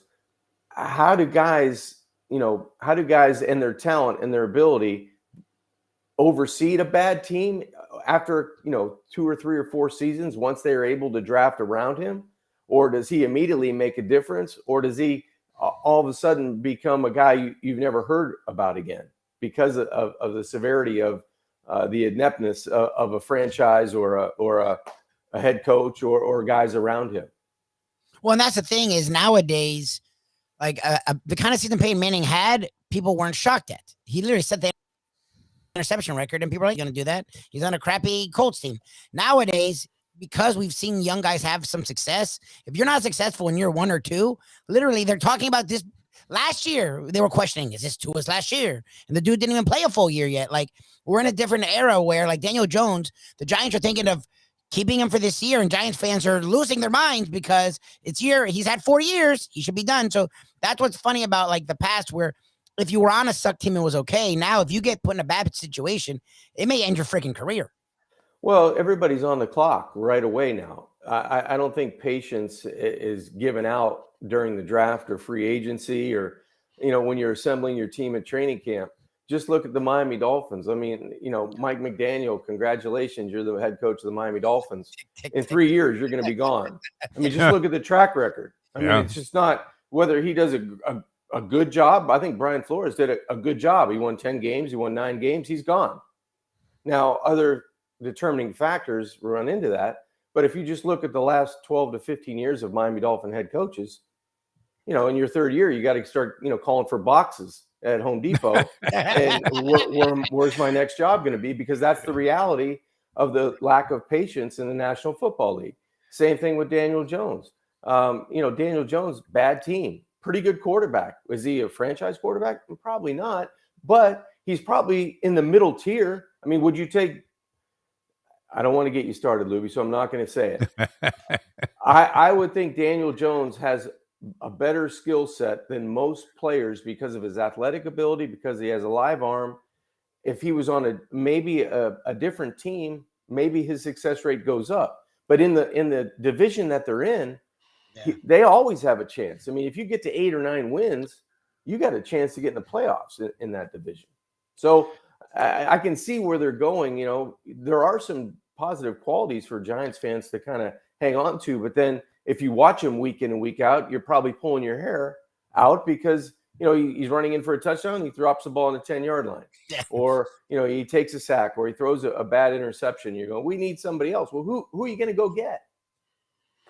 Well, I mean, there are a zillion guys now cycling out there. It's probably the most insane it's ever been in terms of cycling quarterbacks that are already in the league to new teams. I'm looking at a list here. I mean, people talking about, besides the big names like Aaron Rodgers, being speculated upon. You got Russell Wilson, Kyler Murray all of a sudden, might be in play. Seems like he patched things up over the weekend. I was yeah? A little bit, yeah. Deshaun Watson, obviously, a big X factor. And those are guys that you would have to make some kind of blockbuster trade to acquire. Maybe, even more complicated, of course, the Deshaun Watson situation. But then you have other guys that, that might be cut. I was just looking at this analysis here. Carson Wentz could be gone from the Colts, so he could be available. Garoppolo, we know, is going to be floating around. Derek Carr, don't know if the Raiders are going to stick with him. Kirk Cousins. Right. Solid guy there with Minnesota, but nothing spectacular. He's going to be out there. Free agency, you have Jameis. You have Teddy Bridgewater, an interesting possibility for a backup somewhere. Andy Dalton, I guess, has been in the league for 100 years and is still playing. Cam Newton, I don't know if you would want to touch him. Jeff, Mariota, you mentioned all those names. Is anybody really excite you to the point where you think you can win a world championship with those guys? Well, I mean, you might be able to plug a couple of guys in, into situations. We saw Garoppolo come close. Right. Very good football team. Yeah, with a real good team. Garoppolo goes to Denver. Does he bring them into? I don't know. If he goes to Pittsburgh or a situation like that. He goes to Pittsburgh, maybe. Winston is the one. Defo. Jameis is the guy I think is the most exciting of them. Yeah. And then he did it. Like he had the one game where he's bad, but every other game he was a. He went 5-2 as a starter, and looked really good in those winning games for the most part. He was a big factor. I agree. I agree with defense. You. The Steelers would be interesting with Winston if that actually comes to fruition. I think the Steelers are going to go get a veteran guy. Yeah, they have to.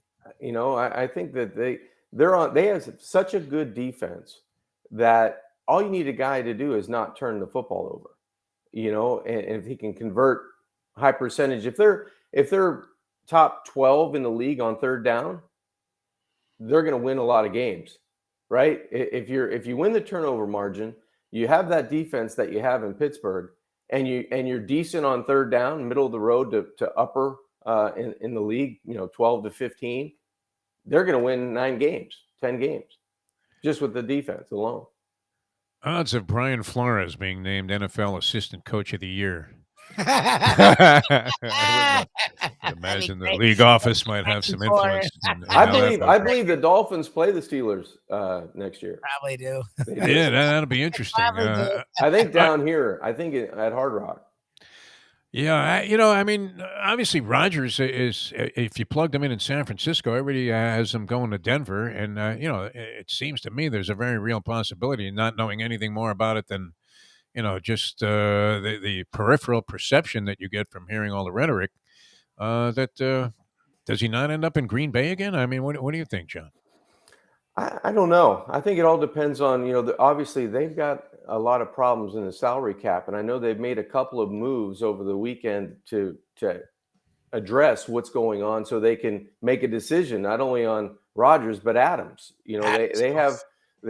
I think those guys are kind of tied at the hip. If they figure out one, I think Rodgers stays, but if they don't figure out the wide receiver, why not look at San Francisco? Why not look at other options that you might be able to be the highest paid player in the National Football League if you're not now, but keep that string going and have a new lease on life for a couple of seasons with a new team and another chance to win a Super Bowl somewhere else. So you look at the history of, the quarterbacks that have done that in the last 5 to 8 years, they've had a lot of success, and 2 have been the best that have ever played the position that have gone other places and won, Super Bowls and been in the playoffs consistently. So why wouldn't you think that Aaron Rodgers, if he went to a San Francisco, they've got a pretty good chance to dethrone the Rams and get to where they are and win it all. Be an interesting move. Denver doesn't necessarily excite me that much to see Aaron Rodgers finish his career maybe with a mediocre team that he makes slightly better. All right. One of my things on my to-do list today, and it's a Monday. Peel yourself off to that Monday, John. You're much more organized than we tend to be, even after a day of debauchery there at the golf course where you said you were drinking heavily from like the first shot on. But you recover a lot better than we do. I mean, that's for sure.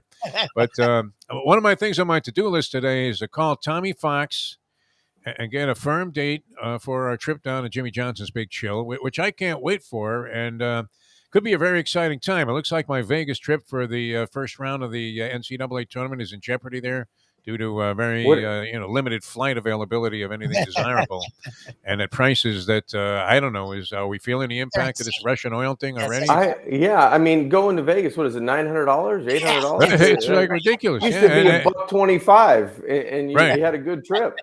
Spirit Airlines, and they would allow you to take like not even a suitcase, but a trunk with you as carry-on luggage. Yeah, you could actually tie both shoes, and they wouldn't charge you. But it's become very prohibitive. So I'm thinking a good spot might be, and maybe a good time to head down to Jimmy Johnson's Big Chill. We'll have to make those permanent arrangements because it's such a great place to hang out. Okay, I'm going to hold you to this, Defo. You got to reach out to Tommy today. Yes, and see what's going on because you're right. It's on my list right here. Tommy Fox, you can see it. Perfect, because March Madness is on the horizon. You got a lot of huge golf tournaments coming up. I'm sure my brother's very busy. Yeah, you got the Masters coming up in April. You've got TPC coming up soon, and I know that sports bar has been humming with just the normalcy of Jimmy Johnson's Big Chill. So we need to get down there because I need to relax. I need to have a couple of beers and go underneath the tiki bar and just kind of put my mind at ease. And that's a great place to do it for food, drink, camaraderie. The service is first class. Larry and Amanda and Dominic do such a great job down there. I can't wait to go. So I hope we can get down there as soon as possible.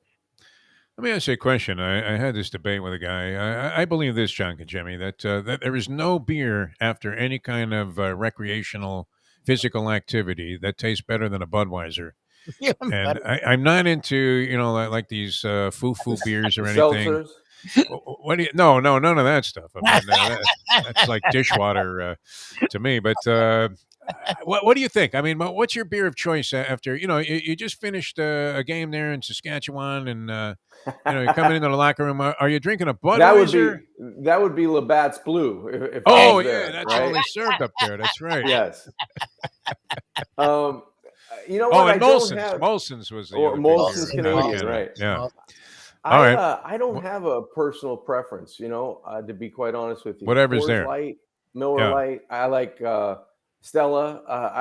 It doesn't really matter to me. I kind of whatever somebody else is drinking, I'll have one of those. That's most of the time my response. That's why you show no stress. I mean, nobody would guess your age, man. You could go to any circus or carnival, and the guy would be like blown away. He would quit the job of trying to guess your age. It's incredible. No, it's great. You just roll with the punches. It's fantastic. All right, Yeah, we're coming back. I With, never yes. got caught up on beer. I never got whoever was having one and they offered me one. I'm like, yeah, that sounds good. I never got caught up, and I never drink, a certain brand, whether it was Budweiser, Coors Light. It doesn't really matter. I like them all. I was talking to a beer snob like Mike Mayo, and he was like, "A Budweiser? What are you talking about?" I'm like, "It's the best beer. You go play some tennis, right? Couple of, you play a tough three-setter maybe in the searing heat of the summertime here. You suck down 3 Budweisers right after. It's great. You should get him on as an endorser of the program. All right, I mean, it's the same suspects coming up as the favorites to win the college football national championship. Want to get into a little college football and possibilities for the upcoming season with the great John Ncaa, brought to you by Jimmy Johnson's Big Chill. That's mile marker 104, Overseas Highway, Key Largo. Great spot. I mean, if you're taking in sporting events, that's fantastic. And then just the food and drink. Imagine going into the sports bar, Lubie, and getting an Italian fisherman pizza. Right. Slug down a couple of Budweisers, maybe after a schwitzing walk of life, and See, now come back. that's the perfect scenario. If you have that type of pizza, what does it matter what you're drinking? Right? Yeah, motor oil would be good. I mean, it doesn't matter because it's so good. It's just overwhelming. I mean, that place is great. I can't wait to get down there. Tommy Fox. I'm telling you, John, I don't know if you can see this. Does it say Tommy Fox on there? I believe it does. Actually, it's a lot of chicken scratching that I can't even read. All right, coming up with more with John Ncaa. A little Dateline Dolphins, a little talk about our favorite sport with the pigskin there. Continues in a moment. Now that. The time. It's 8:35. It's Tony Segreto here. Let me ask you a question. What do you look for when you go out to eat? Good food, obviously, friendly atmosphere, not too loud, but good energy, reasonable prices, and a place where you feel comfortable. You're talking about the Texas Roadhouse. Good for a family, good for a date, or just a night out for yourself, and prices that will make you extremely happy. Their ribs unmatched. Steaks hand cut every day. Everything, and I mean everything, is made on site, including their incredible bread. Trust me when I tell you, Texas Roadhouse, your restaurant, your destination when you say, where should we go and eat tonight? From the newly renovated sports bar to the beautiful bayside views captured at the Tiki Bar, Jimmy Johnson's Big Chill has it all. Located at mile marker 104, the Big Chill also offers waterfront dining while experiencing breathtaking sunset views of the Florida Keys. It's simply the hottest spot in the Keys to cool off. That's Jimmy Johnson's Big Chill at mile marker 104 in Key Largo. For more information, call today at 305-453-9066. Any time of year, things can happen to your home or business, and the insurance company can be your friend, but they also can be your enemy. Horizon Public Adjusters, Justina Testa, are here for you to help this process go so much easier. 7 to 10 times more money recovered with a public adjuster than if you went on your own. If there's no recovery, there's no fee. Before you call your insurance company, call Horizon Public Adjusters and Justina Testa at 954-809-8752. Jimmy Johnson joins us here on the program, along with John Ncaa, and it's Dateline Dolphins, of course. Leslie Visser, the lovely and talented one. Did you ever try to recruit Troy when he was leaving Oklahoma to come to Miami? Yeah, I tried to recruit him 3 different times. I was in his home as sophomore in high school. I had him in our camp, and I gave him the award as the best camper. You know. that was a good thing. Really? I gave him a trophy. Best camper. He was the best camper, and I gave him the trophy. If I could have given him a couple $1,000, if it had been legal. Hey, Troy, look underneath the zipper. Yes. But he ended up going to Oklahoma. So then with Miami, we broke his leg, and so he was going to transfer because Switzer wanted, the little quarterback that could run fast, Jameel Holloway. And so I called Troy and I'm trying to get him to come to Miami. Well, his father lived in California, so he went to UCLA. So when it came time to draft him, there wasn't any question. He was going to turn me down this time. Enjoy your trip to work with lots of laughs thanks to Defo and Lubie. Now on the Defo Show. Welcome back to the show on this Peel Yourself Off the Mat Monday, the Defo Show here on Ion Channel. Jeff Deforrest, Mike Lubie, Lubitz. Always great to have John Ncaa going Dateline Dolphins with us here.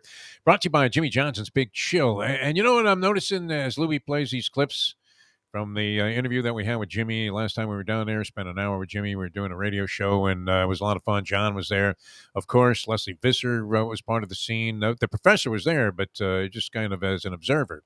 Although he has recently risen to YouTube fame now with his big board power rankings, and you were a part of that program, Degenerate Friday. But this past week, John.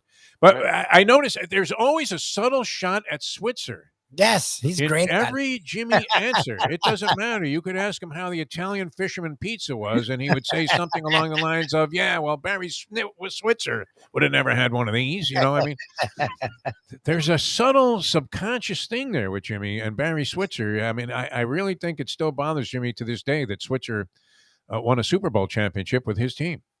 Well, I think it might go all the way back to Oklahoma State. Oh, as yeah. well, in recruiting and recruiting battles and things that were said back when you could say a lot more than you can say now. Yeah. I think that probably was the start of that relationship souring maybe, and then continuing on with obviously culminating in the Dallas Cowboy job. And what I think Jimmy also said, he's a head coach that goes in at 9 and leaves at 4 or something like that. I mean, every comment has like a Switzer thing in there. Yeah. Yeah. I don't know. I would think it would have started with college and ended with the Cowboys. Very interesting. Yeah, and it's funny too because Jimmy obviously had the last laugh on Jerry Jones, but you had to think that Jerry was absolutely gloating about the fact that he minimized whatever importance Jimmy Johnson was to those Super Bowl titles. By having Switzer. Like if you could win one with Switzer, then the common thought was anybody could have won with these guys. And so I think that bothered Jimmy even more. Yeah. I mean, you and I and Lubie could have done a pretty good job. We could have got them to the playoffs probably, right? But Jimmy put the guys together. I mean, out of nowhere too, Right. grabbing every ex-UM guy who had ever suited up for the University of Miami that still had any shelf life as a player left, and all of a sudden they became stars again with the Dallas Cowboys. Yeah, that was an incredible football team. I mean, just the run that they were on, Jimmy and Jerry, together.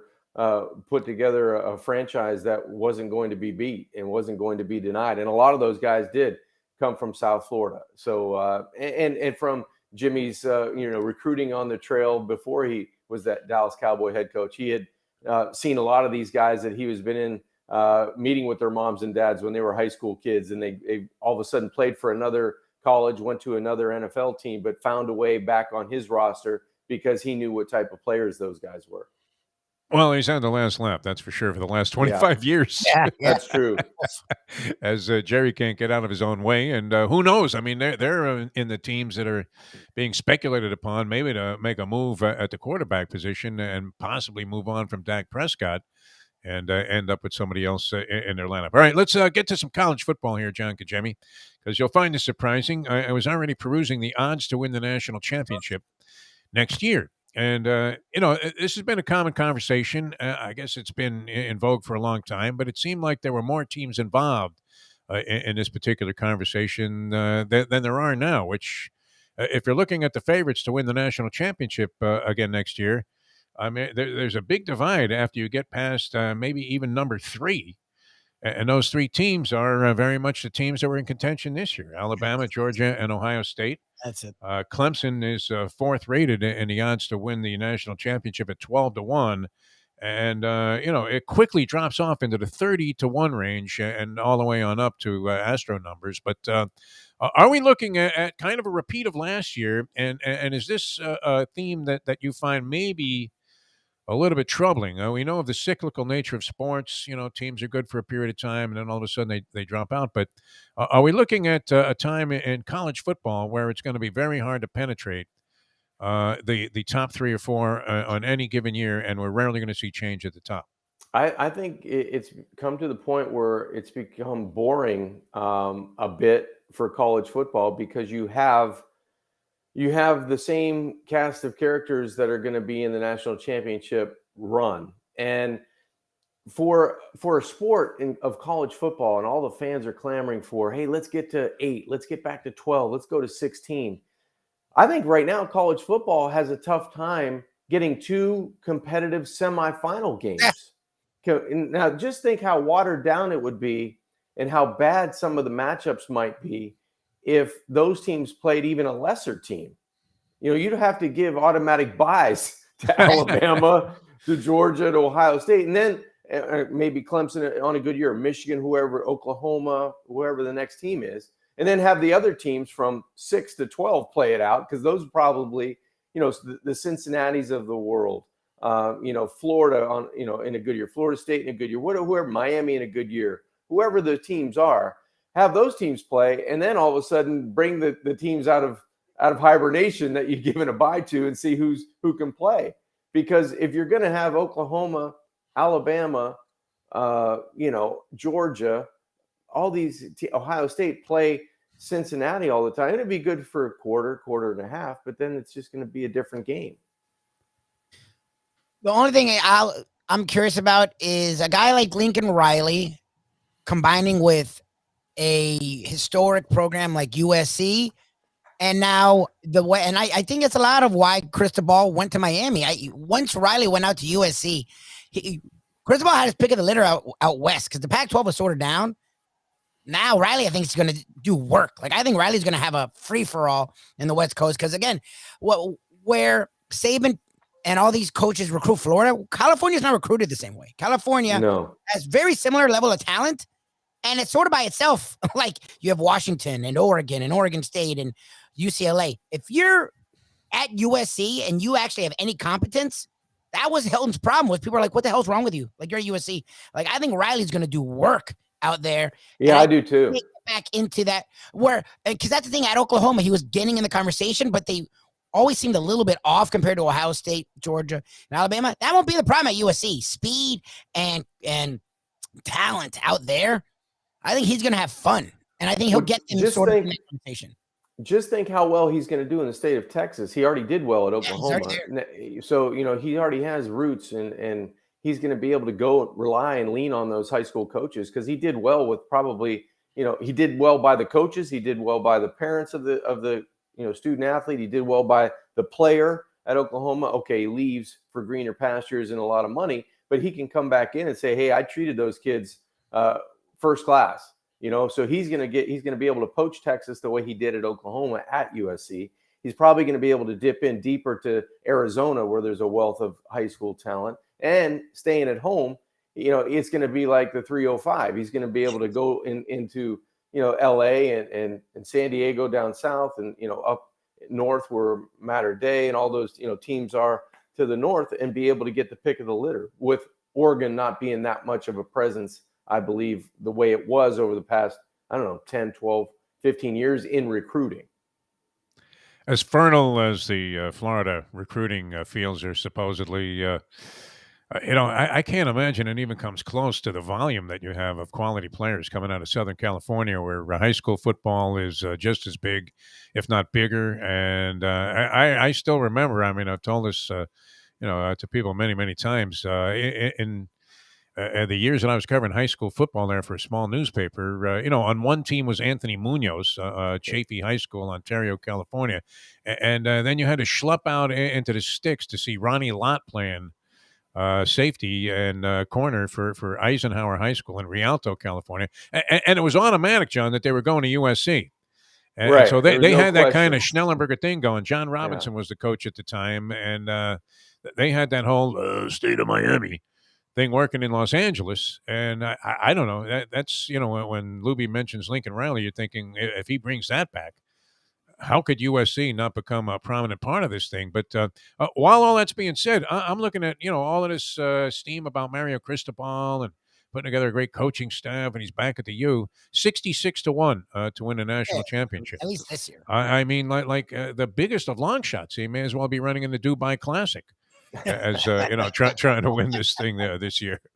You see that? A $300 horse won like the race in Saudi Arabia. It was amazing. That's yeah. funny. Miami has all the ingredients, though, to vault right up, and challenge for a championship in the ACC. I don't know if they're good enough to win the national title right away, but they have a quarterback in Van Dyke who's young and throws it all over the place. I'm sure they're going to have athletes running around catching it. And, where Miami gets beat when it starts getting to the cream of the crop is on the offensive and defensive lines. Yep. So if they can improve there, they're going to be able to hold their own in the ACC. But they've shown a decline, I think, on the offensive line more than the defensive line, because you've had guys getting drafted in the National Football League over the past 2 or 3 seasons that have done really well.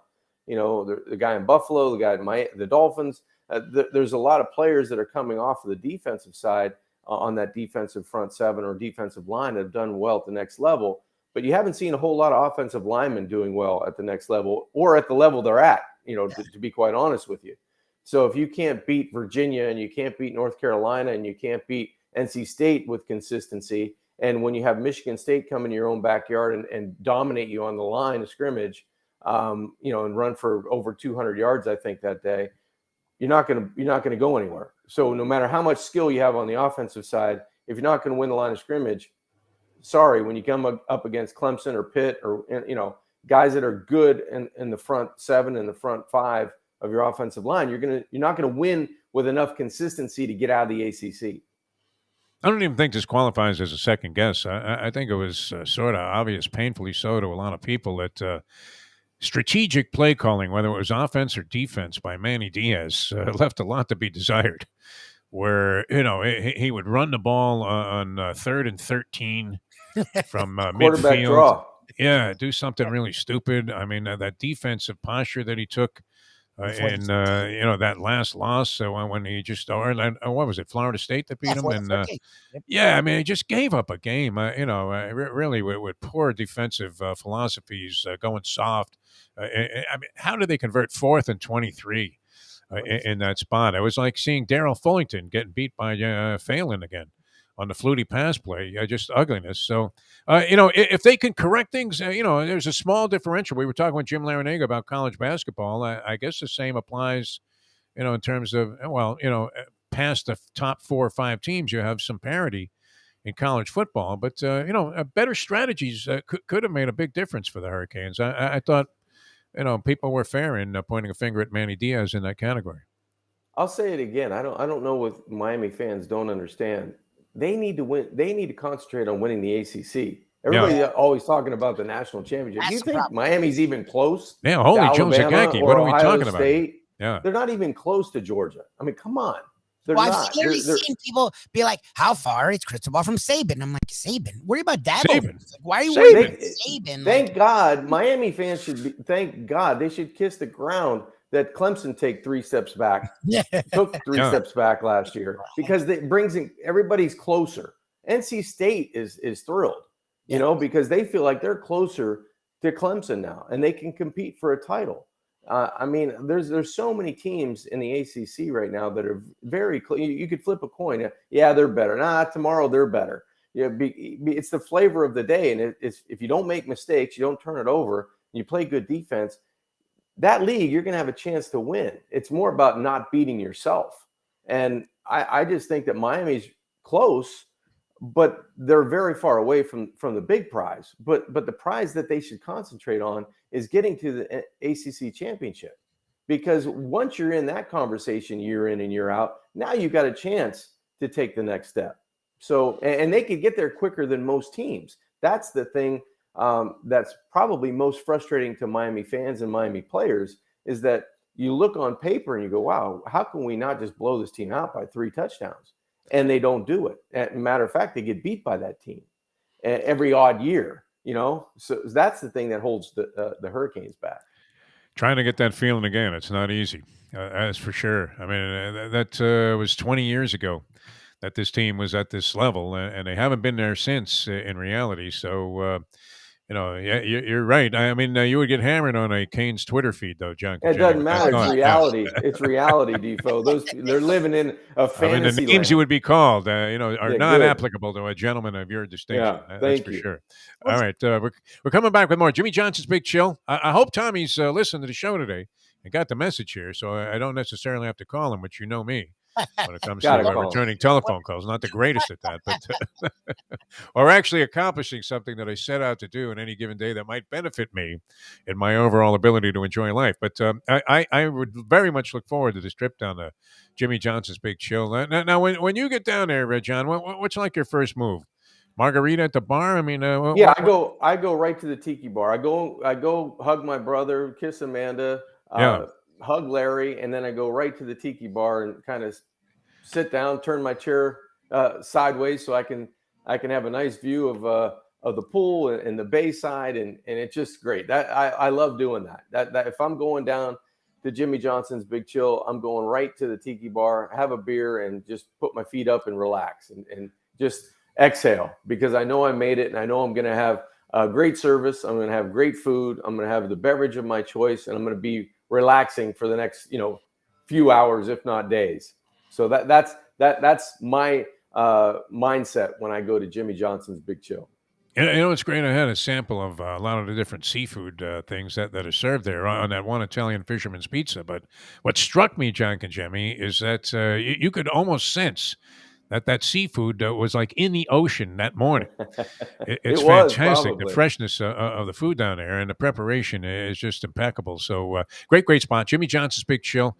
The accommodations are really unique, and people need to log on to the website, John?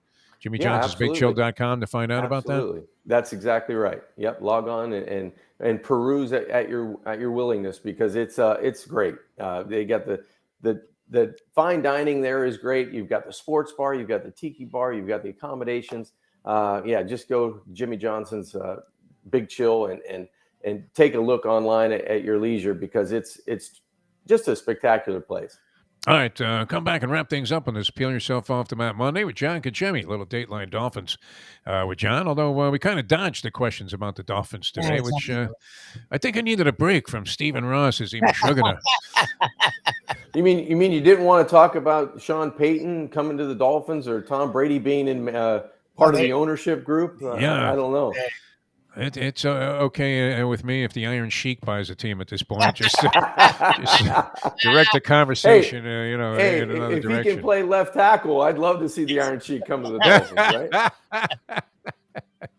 Yeah, I might get called for holding a few times. I would think he'd be very suspect in that category. All right, coming back with more with John in a moment. Now that the time. It's 8:55. Poker is your game. You're covered in style. And you can play all your favorite Vegas-style games, including blackjack, craps, and roulette, in Hialeah Park's sizzling hot casino. Get a player's card when you walk through the door for all kinds of generous amenities, including our favorite, free play, when you come out to the ultimate casino and entertainment destination, Hialeah Park. These days, we're all looking for comfort anywhere we can find it. Thank goodness for Landlubbers Raw Bar and Grill in the Plantation location, because they are making sure you are as comfortable as possible. You're going to have the best wings in the world. You're going to have a great burger. You're going to have their amazing soups. Again, Landlubbers, Raw Bar, and Grill. It's nice and easy. Just go to landlubbersbarandgrill.com for both your pickup and free delivery. Thank goodness for Landlubbers for making you always feel right at home. Catholic Health Services is committed to care that changes as your needs do. Our full continuum of services is designed to be there throughout your care journey. If you need assistance with daily living, post-acute care following a serious health event, or additional medical care at home, we also offer skilled nursing and palliative and hospice care. Your care needs may change, but our commitment never does. Catholic Health Services, South Florida's #1 choice for post-acute and end-of-life care. Visit CatholicHealthServices.org. We welcome to the show John Kajemi, who joins us for Dateline Dolphins. John, how are you, my friend? Defo, I'm doing well, and that's not the only thing that's going to reach a new height. I'll be at about 220, 225 after this football season if we visit too much. Because the food's outstanding down at Jimmy Johnson's Big Chill. Grab a bagel and a schmear, plus some Defo and Lubie. Welcome back to the Defo Show. Welcome back to the show. Peel Yourself Off the Mat Monday. Went by very quickly for us. Our thanks to Jim Laranega for joining us here on the show. Jeff Deforrest, Michael Lubie, Lubitz. We have John Kajemi with us, as we do every Monday, brought to you by Jimmy Johnson's Big Chill. One more thing that struck me. I guess people make a big deal of it anytime somebody that seems to be close to, at or near their prime, retires from the National Football League at a young age. We had this guy, Ali Marpet, who was a Pro Bowl lineman for the Tampa Bay Buccaneers. And he announced his retirement. Now, he had played in 107 games which I would imagine, could have led to any number of issues physically for this guy, but didn't appear to be in a situation where it was necessary physically for him to retire. What do you think about that? Because, it brought up all the guys that got out early. A lot of them are running backs, including the great Jim Brown, who at 29 really shook up the world kind of when he said, you know what, I'm going to make movies, making more money, don't get hit. That was a great move by Jim Brown because he had a long career. He was so good as a National Football League running back and going back to Syracuse and multi-sport athlete and doing all the things he did. And then he made a new career and reinvented himself. And a lot of these guys don't have to do that now, or maybe don't want to do that now because they're making so much money that they have the luxury of retiring 7, 8, 9 years into their career, some even less. And sometimes it's a family issue. Sometimes they just want to get away from the game. They maybe don't love it as much as they did when they first got in. But I think it has to do with a lot of these guys are so secure in their finances from just getting through their second contract that, that they want to do something else. And that's just the way it's going to go. I think that's going to become more prevalent as the years go on. Guys, the wear and tear on your body is just is so terrific right now. The speed of the game and the violence of the game has gotten to the point where I think guys kind of take a look and go, do I really have to do that now? I've made a boatload of money. I could probably do something else and be around my family a little bit more and not have to worry about gaining 30 pounds every offseason or keeping it on or putting it off. There's a lot of different things that go into it. Yeah, I mean, it always comes up. Well, geez, maybe the league is just too much for a lot of people. But as you said, I mean, 7 years in the league, the guy was obviously on at least his second contract, and that's usually fairly lucrative by today's standards. More than enough money for guys like Lubie and me to get out for life. All right, we're going to get on Tommy Fox. If you have any influence there, go ahead and feel free to participate. And let's cement a date. We'll go down there to Jimmy Johnson's Big Chill, do the show down there. That's going to be a heck of a lot of fun. John, always a pleasure, my friend. There are always things happening in the National Football League, so we'll look forward to talking to you again next week. Great stuff as always, and enjoy the week. We'll see you next Monday. Sounds great, guys. Enjoy the week. All right, thanks a lot. John Kajemi, ladies and gentlemen. Good on the golf stuff, too, John Kajemi, man. I always like talking golf. You know me. I mean, I don't understand it. I mean, we originate this show in South Florida here on Ion Channel, and you would think that golf would be a very hot topic of discussion. It was. With all the people that participate. Same thing with tennis, right? I watched some great tennis over the weekend. And I started to say this earlier. I don't know if I ever really followed through with the thought, but, I was talking about how you go to the Del Rey tournament like we did, and you see a match, and it makes you want to watch other matches and kind of enhances it, especially since, they had some of these smaller tournaments, but one of them involved Nadal. He was playing in Acapulco on Tennis Channel, and I started watching these tournaments. A lot of interesting stuff with both the women and the men as we head towards the Miami Open. But Rafael Nadal is now undefeated in 2022. They thought, the thought was out there that he was finished. That's crazy. That the injuries had gotten to him. Then he had COVID. He was out for months. So he mows down Medvedev, who's now, as of today, the number one tennis player in the world, Daniil Medvedev. The Russian player, skinny guy, looks like Ichabod Crane, man. But I mean, just a dynamite player and competitor, and a guy that doesn't look like he's kind of a reverse Luka Doncic, where it doesn't look like an athlete, and yet is in there as athletic as anybody. Djokovic got knocked out in the tournament that he was playing in, I believe, in Dubai, and so Medvedev and Nadal meet, and Nadal smokes him in a 2-set straight semifinal matchup, and then he beats this guy named Cameron Norrie in the final and is unbeaten this year in 2022, winning the Australian Open and now this other tournament. And I guess he must have been, I don't know if he was in a preliminary tournament to the Aussie Open before he went out there and won that. But wow, just brilliant stuff. Rafael Nadal coming back literally from the tennis grave. Yep. And, now back among the top players in the world. Very exciting stuff. All right, we had a lot of fun being with you today. We'll do it again tomorrow. We'll feature, speaking of tennis, Mr. Harvey Fialkoff, always great because very versatile and diverse in what he likes to talk about on the show. Brett Tessler, the agent of the stars. When I was trying to talk more basketball, Ethan Scoop Skolnick will also join us. Oh, great. Heat with a I'm big ball Heat, game baby. tonight in the Eastern Conference for the top spot in the Eastern Conference, hosting the Chicago Bulls, Yes, sir. who have been dynamite this year. And very much like the Cleveland Cavaliers, flying well below the so-called radar of teams that are in the spotlight. But that's for first place in the Eastern Conference.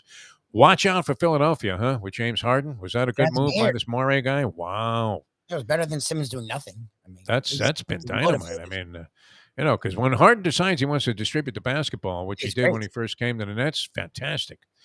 Absolutely great. And he's been brilliant, and Embiid's having an MVP season. So I'm inclined to maybe take a little shot.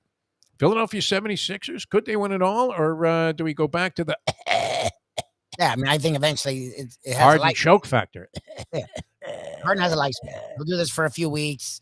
He gets excited, and then he gets bored. All right. Great being with you all morning long. Thanks so much for tuning in, people. Tell your friends about it. Google the Defo Show. Ion Channel, all kinds of outstanding stuff. Jack Namer and his crew do a great job. And we'll be right back with you again tomorrow at 7 a.m. on the East Coast, streaming audio and video as we leave you now that. The time. How about the Klitschko's, man, lining up with I a love helmet that. there and a rifle in the Ukraine, man? Talk about that. This weekend was a story of their president and Ukraine showing the underdog is not always out of it. Oof, what a fight! Man, they're lobbing Molotov cocktails at these tanks. Oh, it's Unbelievable. Boom's running scared. Crazy stuff, man. So when we wish them all well, it's an atrocity what's going on there. It's 9:04. Let's go to eat a damn snack. Look what they've done to my soul.